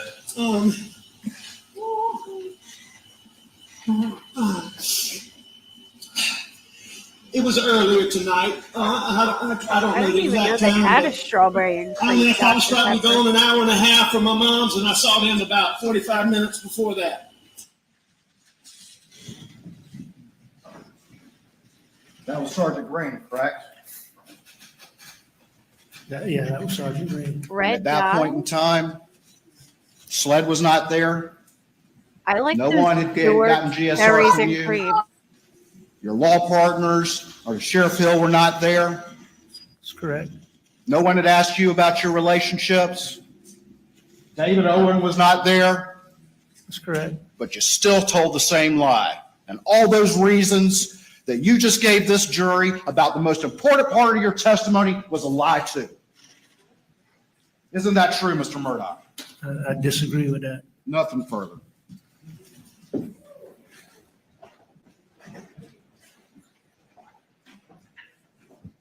Ladies and gentlemen, we'll take a break now. Please do not discuss the case.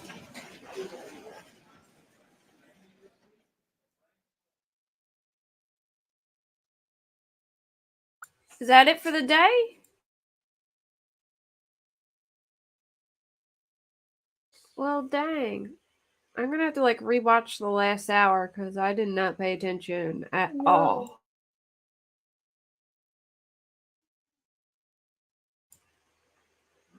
Is he done? Do they have any more witnesses or is this it? This is it. Oh, 10-minute Step break. down, please do not Listen, background, discuss the like, this is case. it. We'll take 15 minutes. All rise.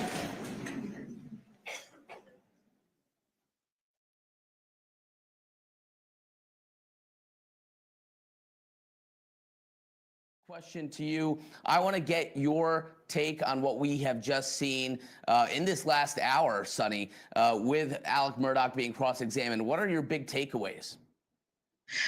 Alex Murdaugh is a liar. He lies easily, quickly. His thoughts are There's too no excuse loud, for but it. He's he said always this is covering up it. Thinking something behind something that else. was it. He's a master manipulator. Get your living, And please. while I'm still not You've got to sure that jump he off. pulled the You've got the trigger, Superman I off do the believe that he is heavily involved in the murder of his wife and son. And Sonny, what do you expect, or what do you think we're going to see with the Yeah, redirect guilty from or the not defense? guilty? I think the redirect is going to try to close up holes. Not to say, guilty. yes, he He is a says liar. not guilty. Yes, he did commit these financial crimes, but that the prosecution still has not completely tied the knot with the financial crimes and an actual murder. So you can be a criminal and a liar, but not necessarily a murderer. I think that's where they're going to go with all of this. Great. Sonny, thank you for joining us. Gabriel's staying with me. We're going to take a quick break, but when we come back, more of Alex Murdaugh on the stand. So stay tuned here at Law and Crime.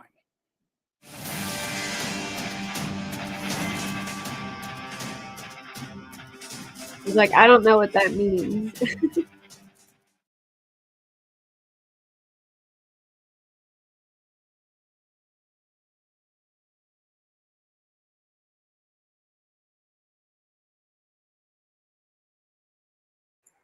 Sorry, my lizard is walking all over my stuff.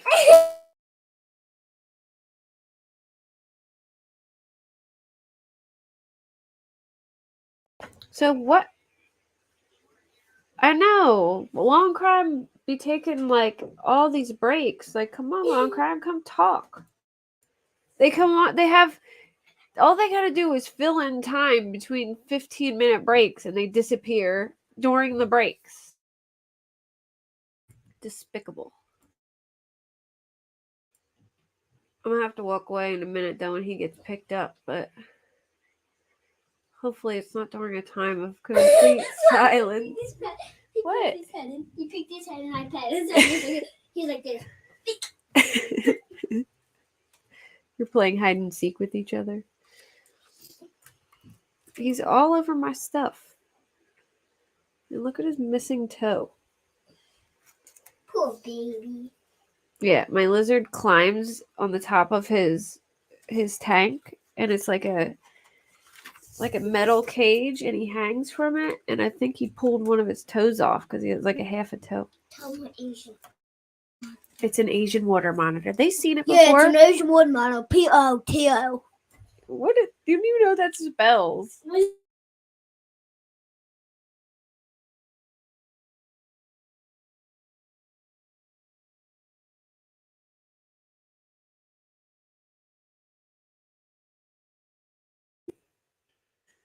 Put him away. Mom, he's going for your chicken.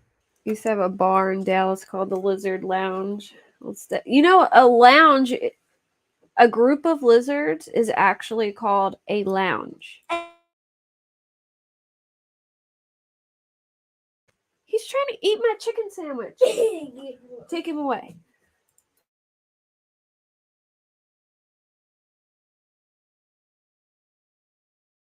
I have a chicken sandwich and a lizard walks over to my chicken sandwich and goes to take a bite out of it. I'm like, no. But yeah, I didn't know that a group of lizard is called a lounge.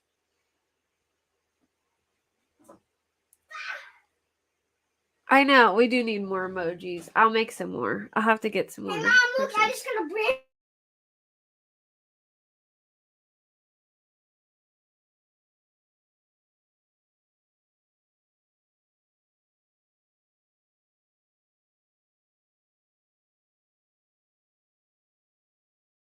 I need to invent something to like put on my arms when I hold the lizards, because their nails are so darn sharp.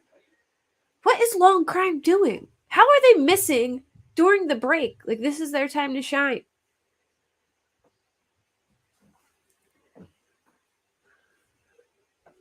If you guys have any emoji ideas, make a stoner emoji. All right, I will make a stoner emoji.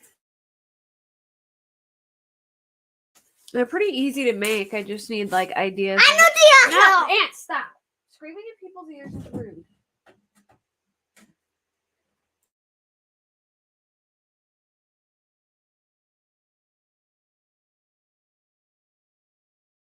Hey.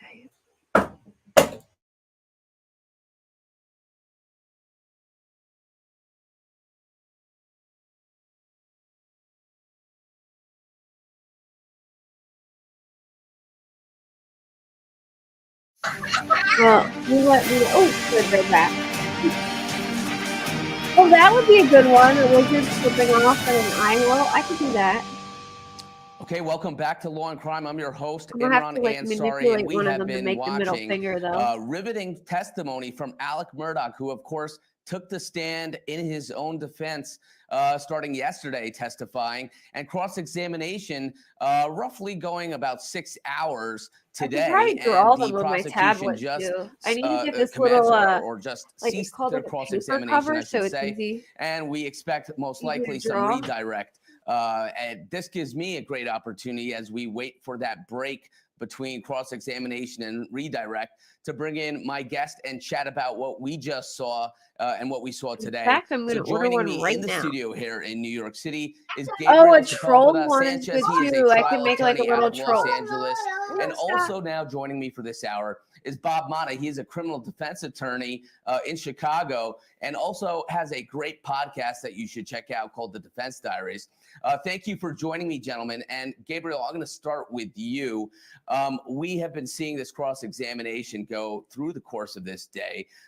Within the last hour that you and I have been watching, at least in the studio here, what are some of your big takeaways from what we saw ending their roughly 6 hours of cross-examination of Alex Murdaugh? I mean, it's obvious that the defendant is not credible. I think it was a little overkill with that. And yeah, we all know he's not, he's a liar. We all know that. But the question is he lying about killing his wife and son? And I thought the DA talked a little bit too much. He's a little bit too theatrical. And I think that the best trial lawyers I know, you just make your points and you let the defendant hang himself and you don't talk that much. He kind of, the focus was on the DA too much instead of the defendant. And I always think that's a bad idea. I think there's prosecution's case. What's the motive? Yeah, we know he's a liar. We know that. He's made that very clear they could have shaved off 2 hours of he's doing cross-examination. the over liar stuff. On like, that issue. We know he's not credible. We but get he's a what's the liar, motive? dude. Just because you're a liar doesn't mean you would kill your own wife and son. I think they're weak on motive, right? And I think they better figure out. They need to hammer that home. Getting ridiculous and pointing out all his lies. Like I get it. The liar doesn't mean he killed his wife and son. I think understand. there's some, and I think that he's got a good defense lawyer in it, and they can create some doubt. But the fact that he is not helping his case either. So, my opinion, it can go either way right now, the way I see it. Yeah, no, Gabriel, I think there's some real credibility issues, and the prosecution was able to show that through cross-examination. Bob, I want to go to you. You're a criminal defense attorney. And of course, Dick Harpootlian and the defense team most likely had that very tough decision. And they were probably behind closed doors speaking with Alex Murdaugh and making that tough decision. Do we put him on the stand? And of course, we've now seen hours of testimony, both on direct and cross-examination from Alex Murdaugh. Just explain to our viewers. I was thinking I'm going to buy a pet stroller. Decision. Of course, a case is a case-by-case basis, but how do you get to so that I can decision walk when my you're lizards as a criminal defense attorney to testify in their own defense?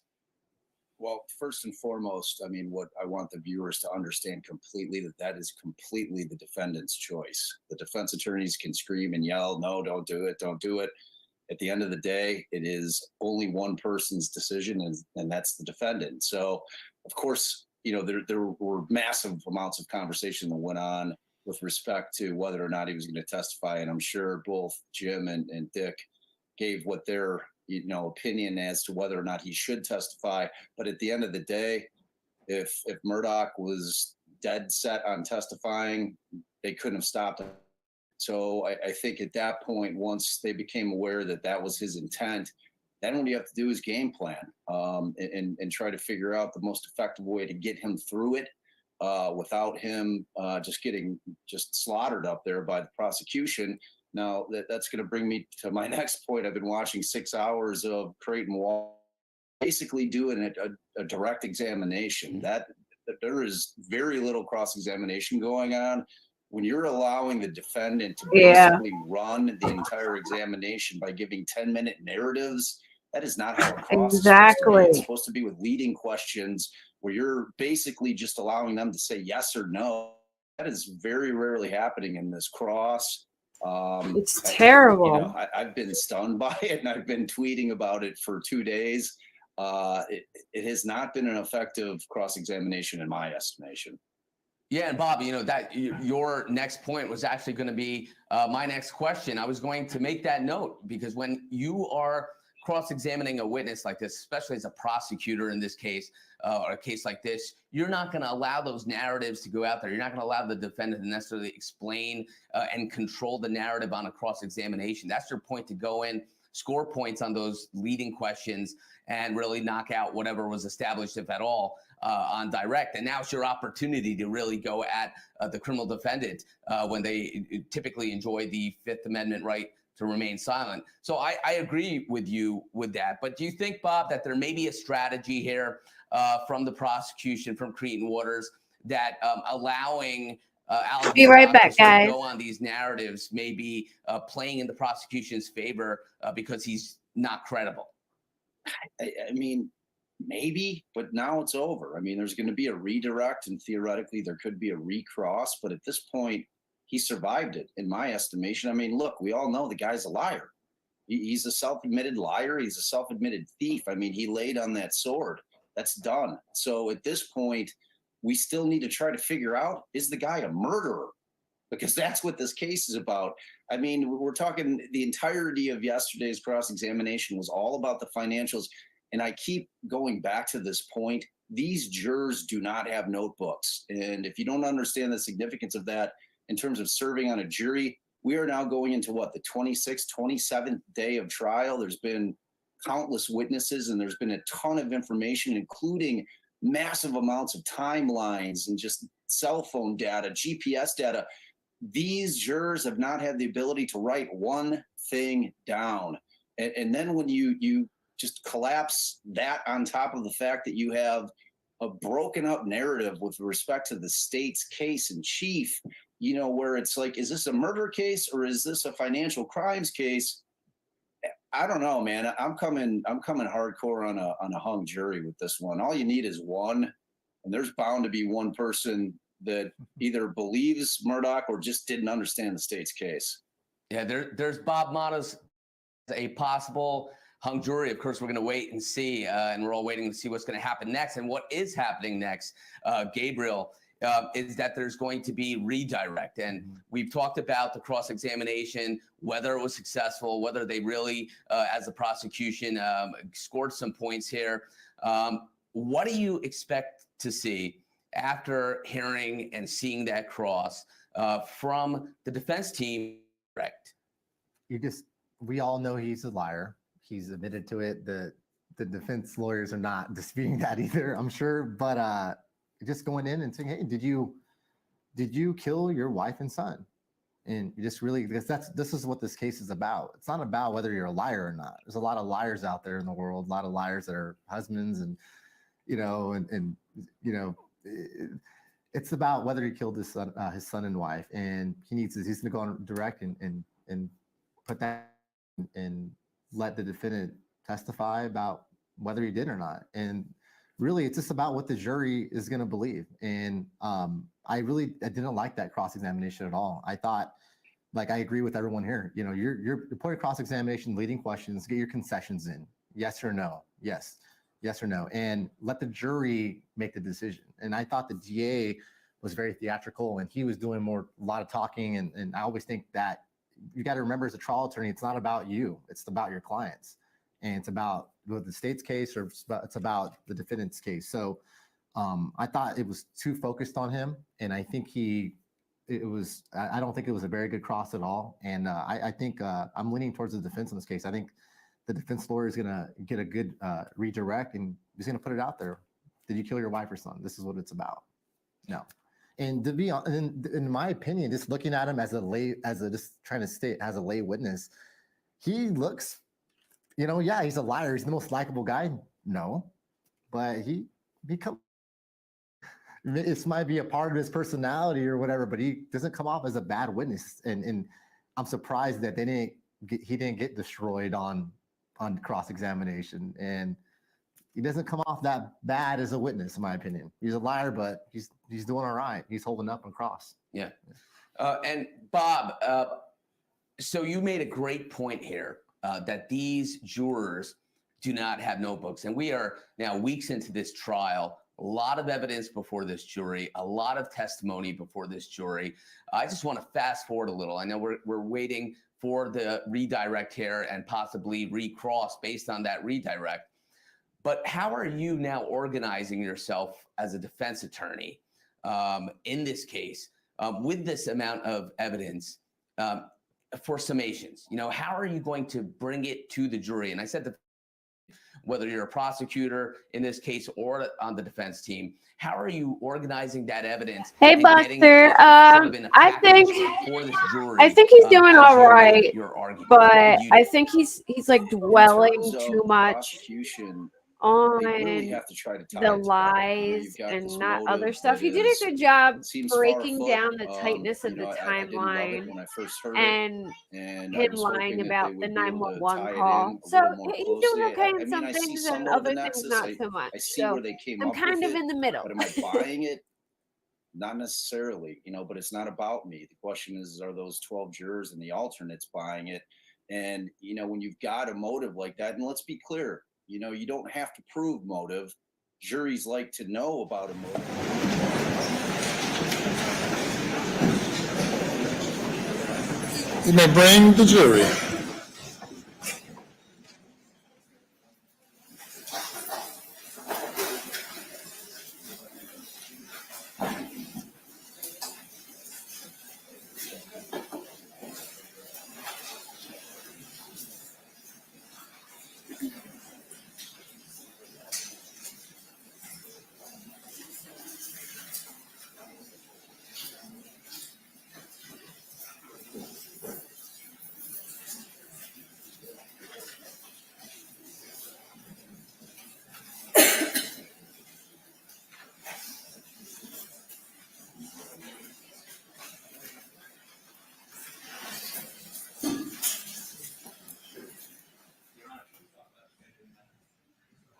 So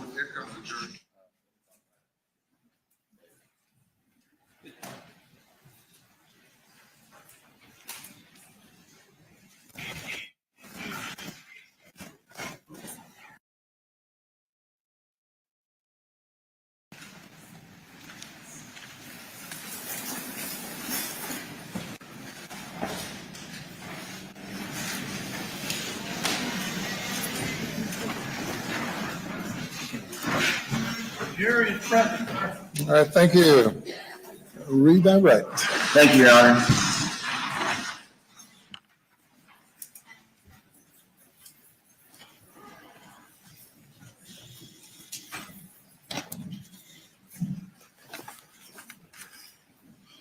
Mr. Murdaugh, we spent a long time yesterday and a fair amount of time today talking about financial misdeeds. Yes, sir.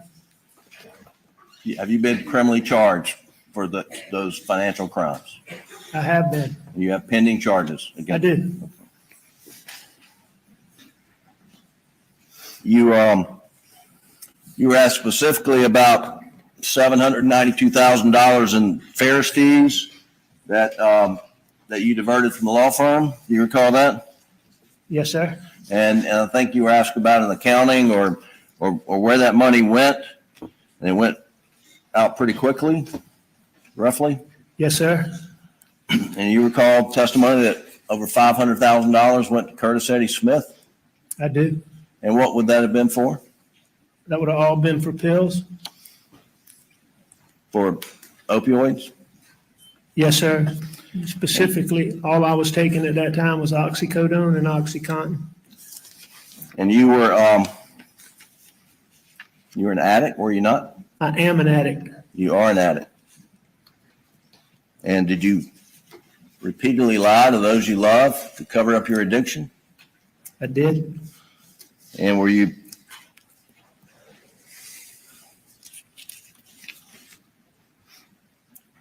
concerned that you would be exposed if you didn't continue to lie about your conduct? I did. Okay, sorry, I'm back. There's some specific things you were asked about, which I'd like to go over. One thing you had referred to a text message that you'd seen later on between Maggie and Blanca. Do you recall that? They weren't allowed to talk about the financial crimes until and it's in the evidence as Defendant's Exhibit 54. And Doug, if you could pull that up, please. The prosecution opened the door. The defense opened the door and because they talked about it. Is this the text message you're referring to? Because it shows motive, they said. It is. You're only allowed to talk about it if they show motive. And I'll just read it. It says, TY, that's thank you. It says, TY, I'm waiting at Dr. Alex wants me to come home. I had to leave door open at Edisto, but trust Mexicans to shut a lot for me. His dad is back in the hospital. The last doctor claims not cancer, it's pneumonia. And then she has some faces. Alex is about to die. Hope he doesn't go down there to sleep. Alex needs to take care of himself as well. Is that the text message you're referring to? Yes, sir.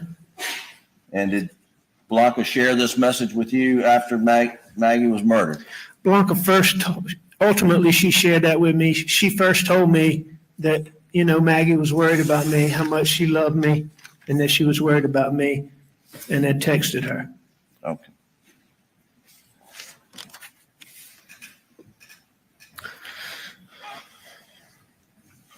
Now you were asked, you can take it down, Doug. You were asked questions about conversations around the dinner table on the 7th about, didn't eat at the table, but around while you were eating dinner about Paul's health. Is that correct? That is correct.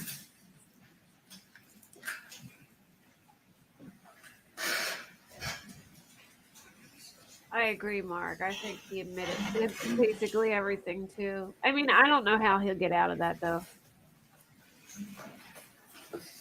Alec, I'm going to show you two exhibits, Defendants 179 and 180, and ask if you can identify these two.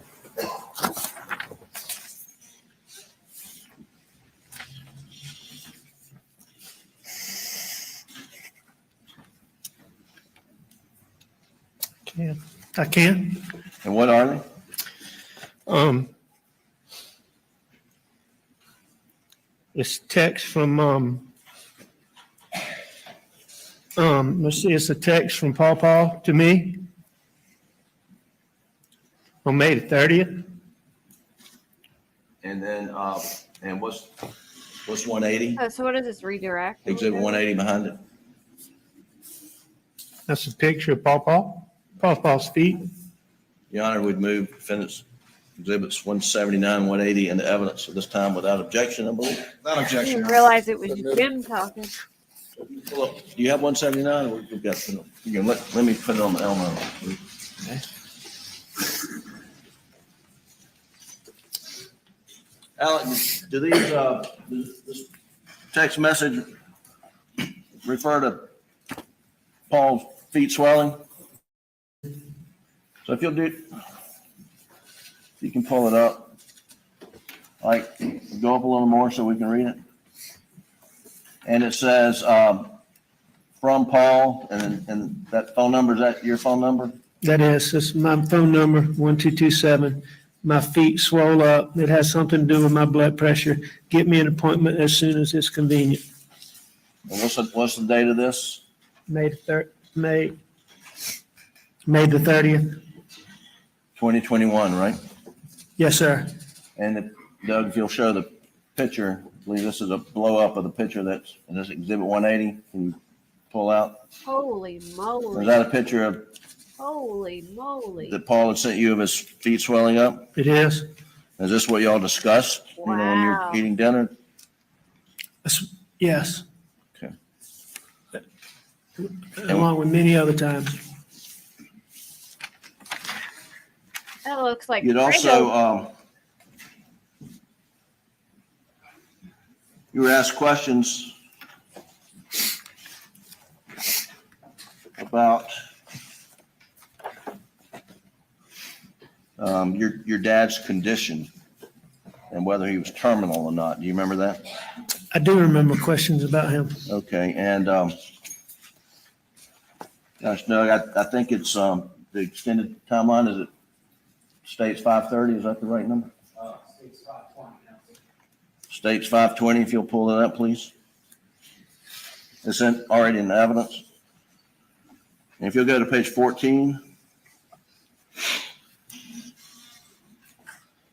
And if you'll blow up the entry at 142.54 at the bottom of the page. Is this a text that you and we'll, do you recall this is the text that you and other family members received about your father's condition? Yes, sir. Okay, and it says, Daddy was just seen by the pulmonologist in Savannah. His opinion is dramatically different from the other doctors. He thinks Daddy has pneumonia and needs to be hospitalized to be treated for pneumonia. He thinks there could be an obstruction, but is more confident that it is all or mostly pneumonia.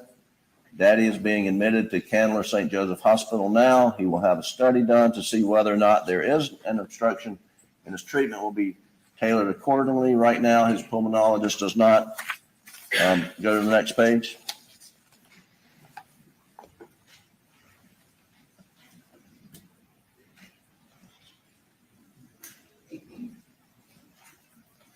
Does not believe that he'll be getting radiation treatment. And in fact, the pulmonologist says that the palliative radiation treatment to try to open the airway is a Hail Mary. In his opinion, would most likely not work. Then it goes on to say, if he is right, and this is pneumonia, is much more treatable and can certainly give the immunotherapy a chance to work.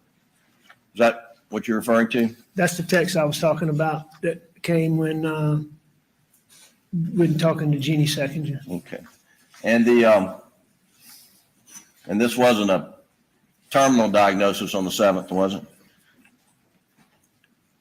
Not on the 7th. That was actually a little bit of positive news. Okay. That was short-lived, but it was positive at the time.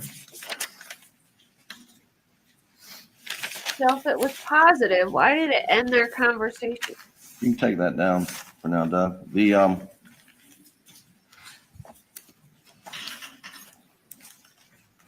But stay on that exhibit. Now, you were asking, if you'll go to page 46, please, the same exhibit, 520.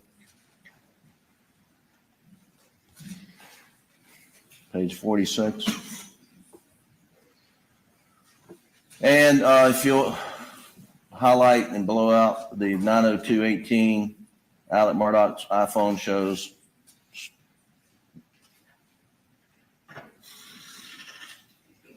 Now, Alec, do you remember being asked about these steps, 283 steps traveled during this period of time? Oh, I can't wait for them to explain this way.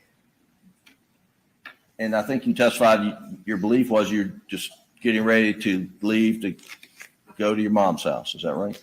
That's correct. I mean, that would have been the time I was right before I left to go there. And you were, looks like you had made some phone calls during this period of time, correct? Yes, the record show. Alec, did you have Maggie's phone with you at any time between 9:02 and 9:06? I didn't have Maggie's phone with me anytime that night.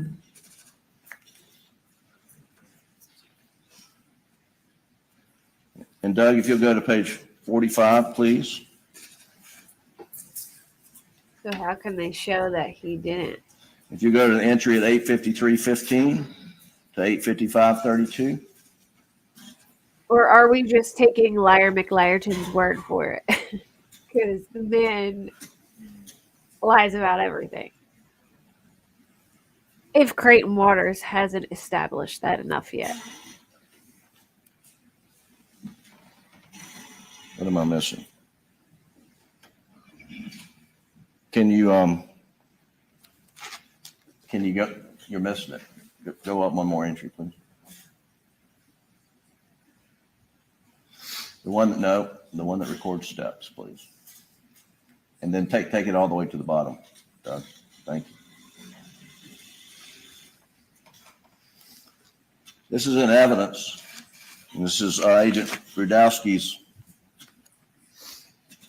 timeline. It says Maggie Murdaugh's phone, iPhone shows 59 steps traveled between 8:53:15 and 8:55:32. Were you walking with Maggie Murdaugh's phone during that period of time? I wasn't walking with Maggie's phone anytime that night. And if you'll look at Agent Rudowski's entries, is there entry of her phone showing steps during any time between 9:02 and 9:06?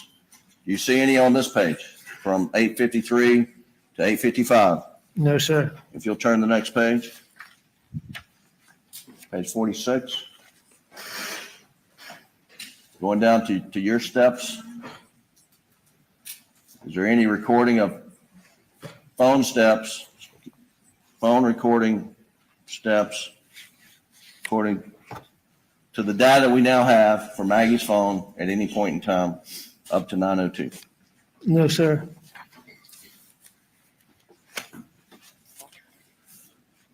And had you repeatedly asked SLED to get the data from the OnStar, from the cell phones, to evaluate whether your phone and Maggie's phone were ever moving at the same time? You made that multiple requests. I repeatedly asked David Owens about that information.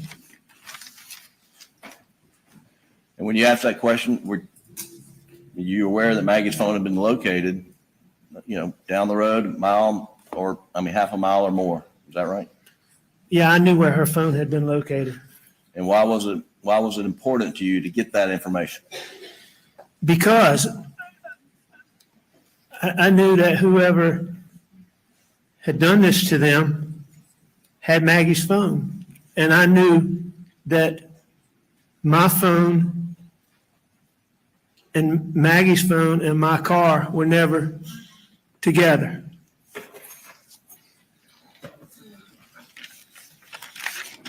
At any point in time. Sure. Now, you have given inaccurate times in many statements to law enforcement in this case, have you not? I did. And we reviewed some of those in your direct examination. I mean, one was Paul getting to Moselle around 5 p.m. Do you remember that? I do. Were you lying to Agent Owens or anybody when you said Paul got there at 5 p.m.? No, I wasn't lying to him. I mean, I thought that at the time.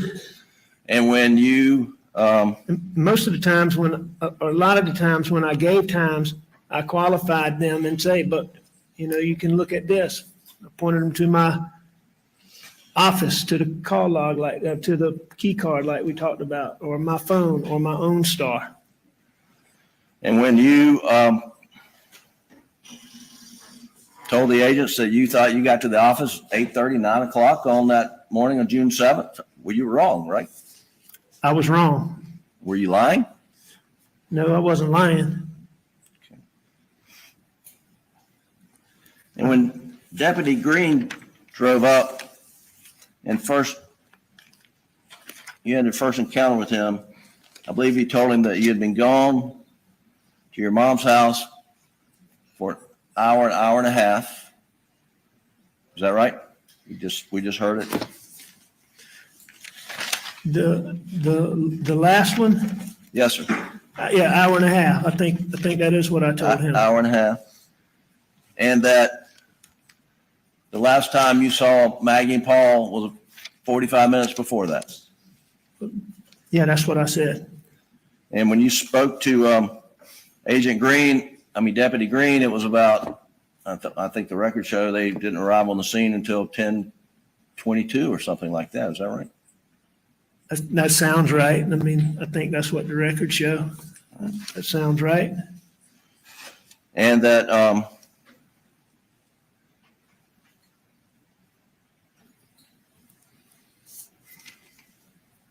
Were you lying to Deputy Green when you told him what time, how long you thought you'd been at your mother's and the last time you saw Maggie and Paul?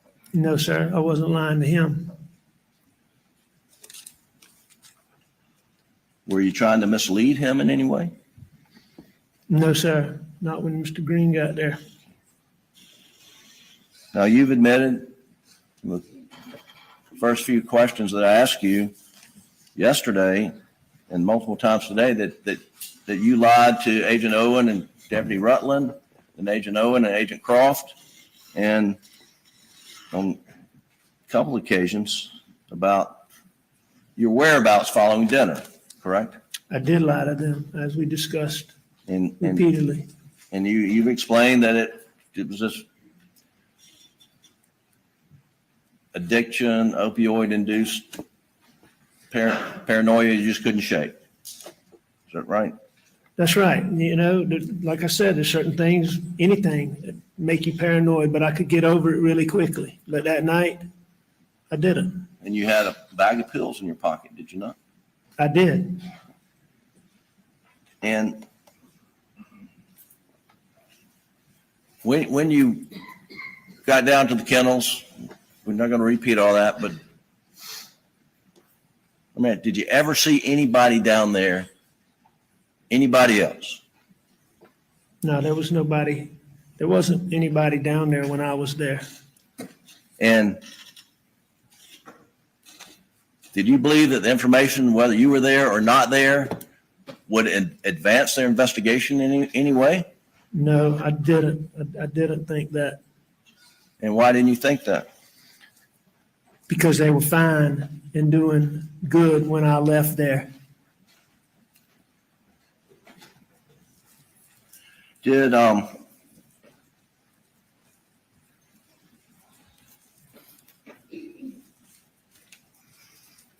the 911 call, do you remember that the call first went to Hampton? I don't remember that, but I know that now.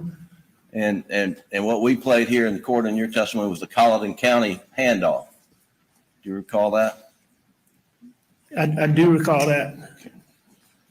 I think at some point the part in Hampton might have gotten played too, didn't it? But I know the main part was the Colleton part. But it was like a minute into the call.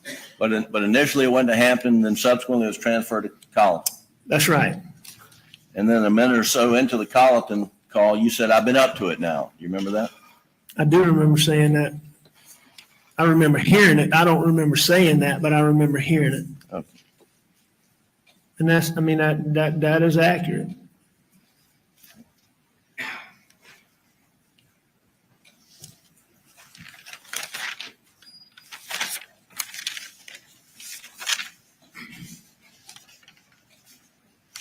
And by up to it, at that point, I had gone all the way up to them at that point. When I first got out, I was close, but I wasn't right at them, I don't think. Right. You were asked about the roadside shooting, and your intent was to end your life that day, was it not? It was, no question.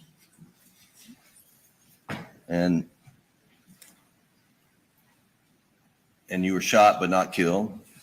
And then you made up a lie to law enforcement about what happened, right? That's correct. Were you trying to protect Curtis Eddie Smith by doing that? Was I trying to protect Curtis Eddie Smith? Yes. I mean, I don't know exactly. It all had to come together so quick. I don't know that I was trying to protect Curtis Eddie Smith. I may have been, but it was just, you know, I wasn't supposed to be there. And then I was. When you say I wasn't supposed to be there, what do you mean by that? I intended for him to, I mean, I intended to be gone. I intended for him to shoot me, and I intended to be gone. And the one thing, my main concern at that point was that I did not want Buster. I did not want Buster knowing that I had tried to do that. Okay. That was my motivation in telling that story. I see. Did you eventually voluntarily convey to Agent Kelly and others that that was a fabrication? I did. After, I don't know, a few days in detox, when I finally got over those initial, where I could function, I think I told you first, then I think I told Buster, then I think I told Randy and John, and y'all arranged either the next day or 2 days later to come, and we called. You guys think they're going to end Ryan it Kelly. today? Like closing arguments will be tomorrow? Well, you've lied to your family over many years, have you not? I lied to my family about my addiction. And you hid from them you were stealing client money, did you not? Oh, I never, they didn't know anything about that. And you've lied to your law partners about financial dealings and perhaps your addiction? Yes. And you've lied to law enforcement about not going down to the kennels after dinner, but eating dinner and taking a nap. Did you not? I did.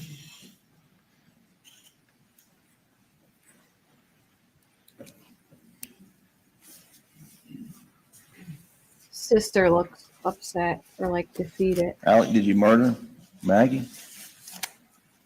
I would never hurt Maggie. Did you murder Paul? I would never hurt Paul. If I was under the pressure that they're talking about here, I can promise you I would hurt myself before I would hurt one of them. Without a doubt. Thank you. That's all the questions I have. I don't know about that. Orders. Police court. You said that you were concerned when you talked to David Owen about the bag of pills in your pocket, correct?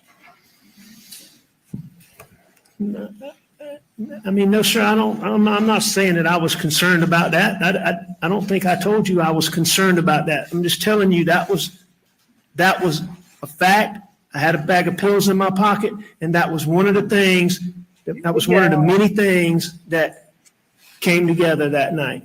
And you're trying to tell this jury that as a reasonable husband and father in this situation, concern about a bag of pills in your pocket was more important to you than telling law enforcement and narrowing the time when you last saw your wife and son alive. That's what you want to convince this jury of? No, sir, because, I mean, the bag of pills in my pocket was not what I was concerned about sitting in there. It was, as I said, it was one of the many things that was going on. But I wasn't sitting there worried about those pills in my pocket. You were asked about requesting the phone and automobile data. And that was because as a prosecutor and a lawyer, you had been manufacturing an alibi to cover your tracks. No, sir, that's absolutely wrong.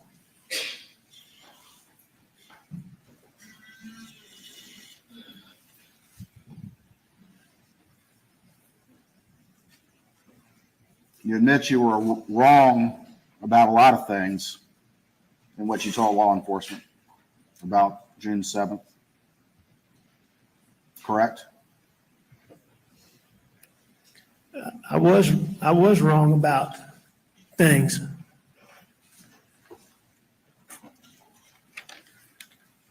Some things.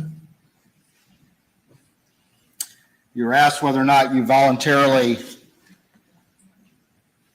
confessed to Agent Kelly, but you only did so after being confronted with undeniable information, correct? No, sir, that's not correct at all. What I was told is that, and I believe this came from Randy, what I was told is that SLED had come up with some information that seemed like it was consistent with my story, and they needed me to verify some things, is what they told me. And, you know, I knew that resources had already been wasted. I didn't want them wasting any more resources. And I told them the truth, but there wasn't any, nobody had presented me with any evidence. And you just testified that you told Jim Griffin first, correct? I believe that I told Jim Griffin first. But at that time, you didn't say anything about those kennels, did you? To Jim Griffin at that Correct. time? No, sir, I didn't.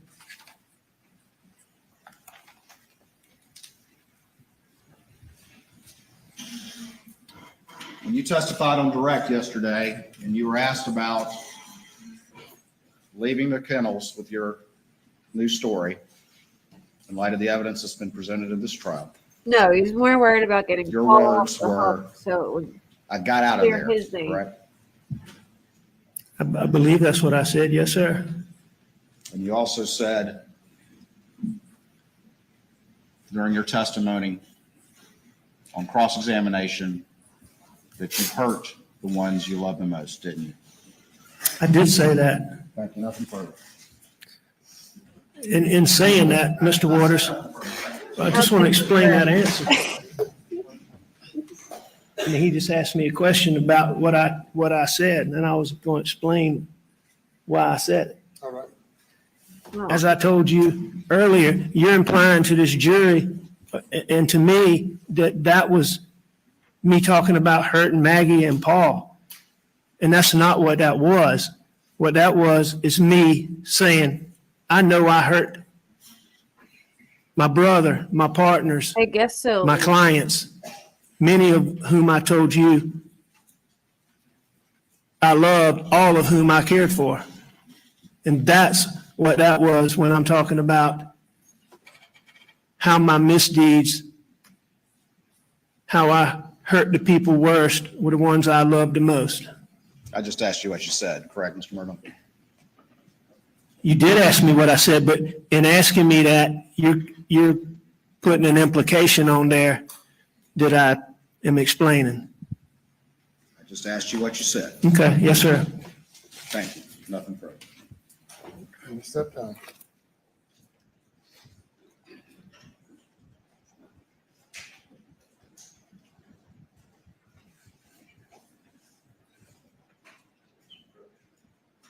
I'll stand for a moment while council approach. Well, guys, I'm going to end it here. They're probably going to stop it soon anyway because it's almost 5 o'clock. But that's Alex's testimony. It was long and exhausting, and it felt like the cross-exam was more of a direct examination, but it's finally over. My goodness. I feel exhausted. Like, I'm not even going to lie.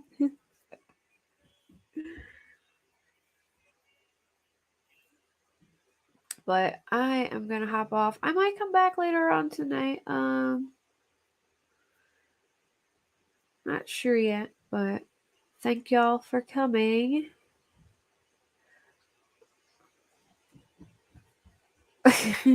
Ryan caught the last second. Yeah, he's done testifying.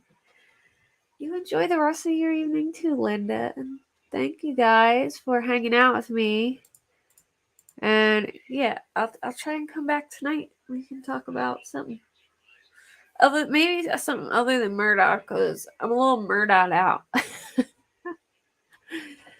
Oh, and I put up a community post for you, Ryan. I showed all the candy and Hot Wheels cars my kid got with your money. All right, good night, guys. Or good afternoon, I guess. But Have a good night. Well, we've come to the end of this week. Oh, there we go. And we will adjourn now and resume at 9:30. All right. See ya.